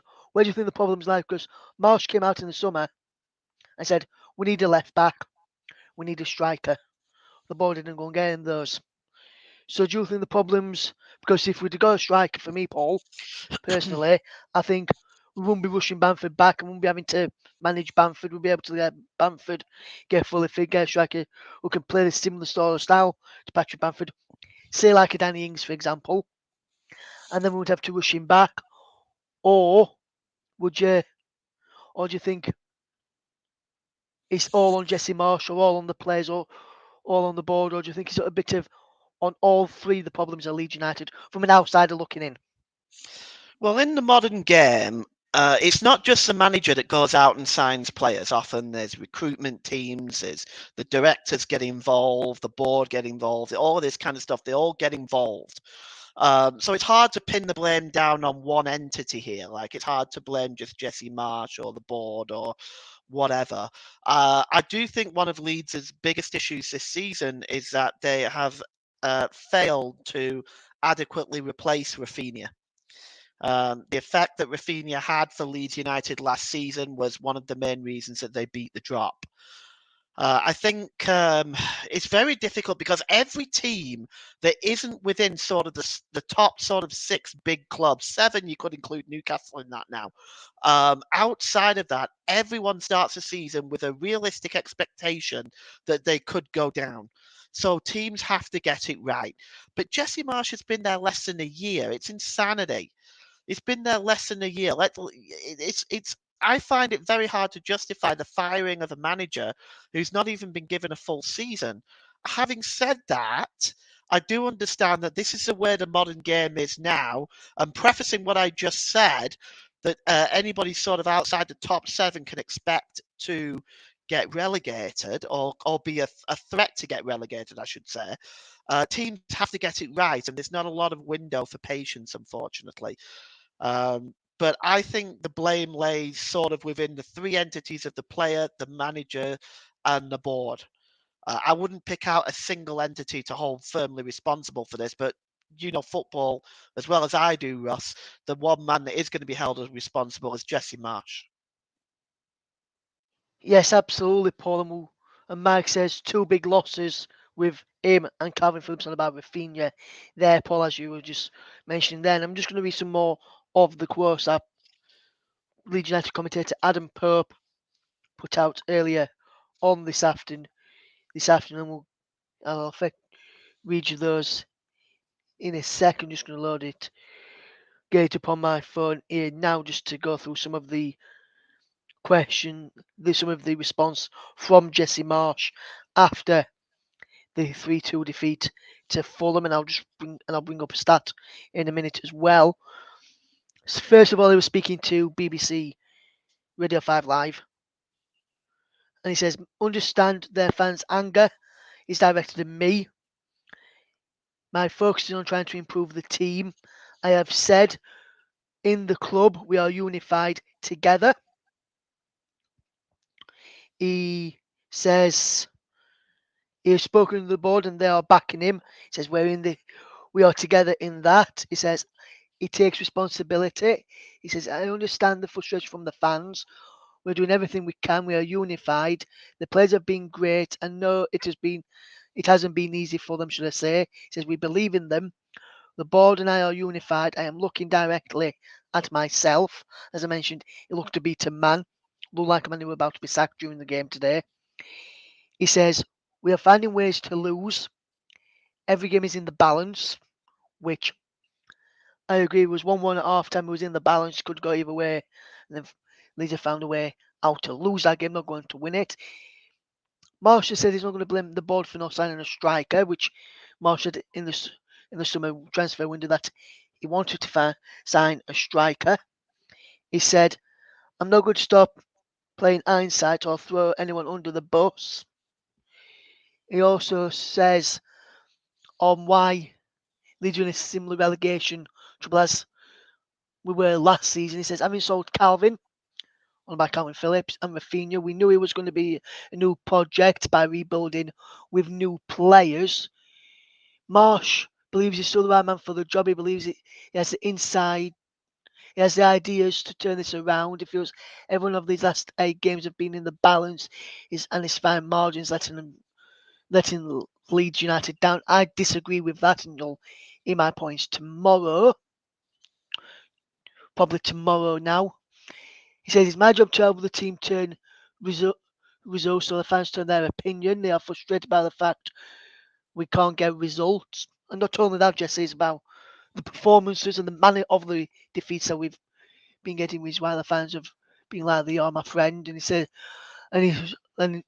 which is why I'm seeing a couple of comments here, which we'll finish off in a second. Mike says, great way from all 3 of us today. Thank you very much. If you want to go and listen to Mike, by the way, guys, head on over to stormfm.org.uk and you can hear Mike live on the radio playing music till 10 o'clock when They'll have DJ Lazy B on air from 10 until 1, taking you through till Monday, the wee small hours until 1 a.m. Monday morning in the UK. So that's Mike Onwin from now until 10. And then from 10 until 1, it's LB over on Storm FM on stormfm.org.uk, but only on Storm FM on the YouTube. We'll just quickly just round up with this game today. Thank you to Chris and to Paul for excellent coverage today on Tottenham Hotspur 1, Newcastle United 2. Newcastle up into the fourth in the Premier League table above Chelsea on goal difference. There was defeats for Brentford, Leeds and Wolves elsewhere. Southampton also with a draw in the Premier League. So just to round off with the Premier League results from today once again, just to let people know how the Premier League have got on today in the matches. If you want to find out some of the scores from the matches, which were latest scores when I gave them to you, or the games playing later on, listen to your local radio stations. They may probably have those for you. But in the Premier League, just one final thing from today in the Premier League, the results for you again. It's Aston Villa 4, Brentford 0, Leeds United 2, Fulham 3, Southampton 1, Arsenal 1, Wolves 0, Leicester 4, Tottenham 1, Newcastle 2. All the results in the Premier League. From myself, Chris, and from Paul, a very good evening to you all.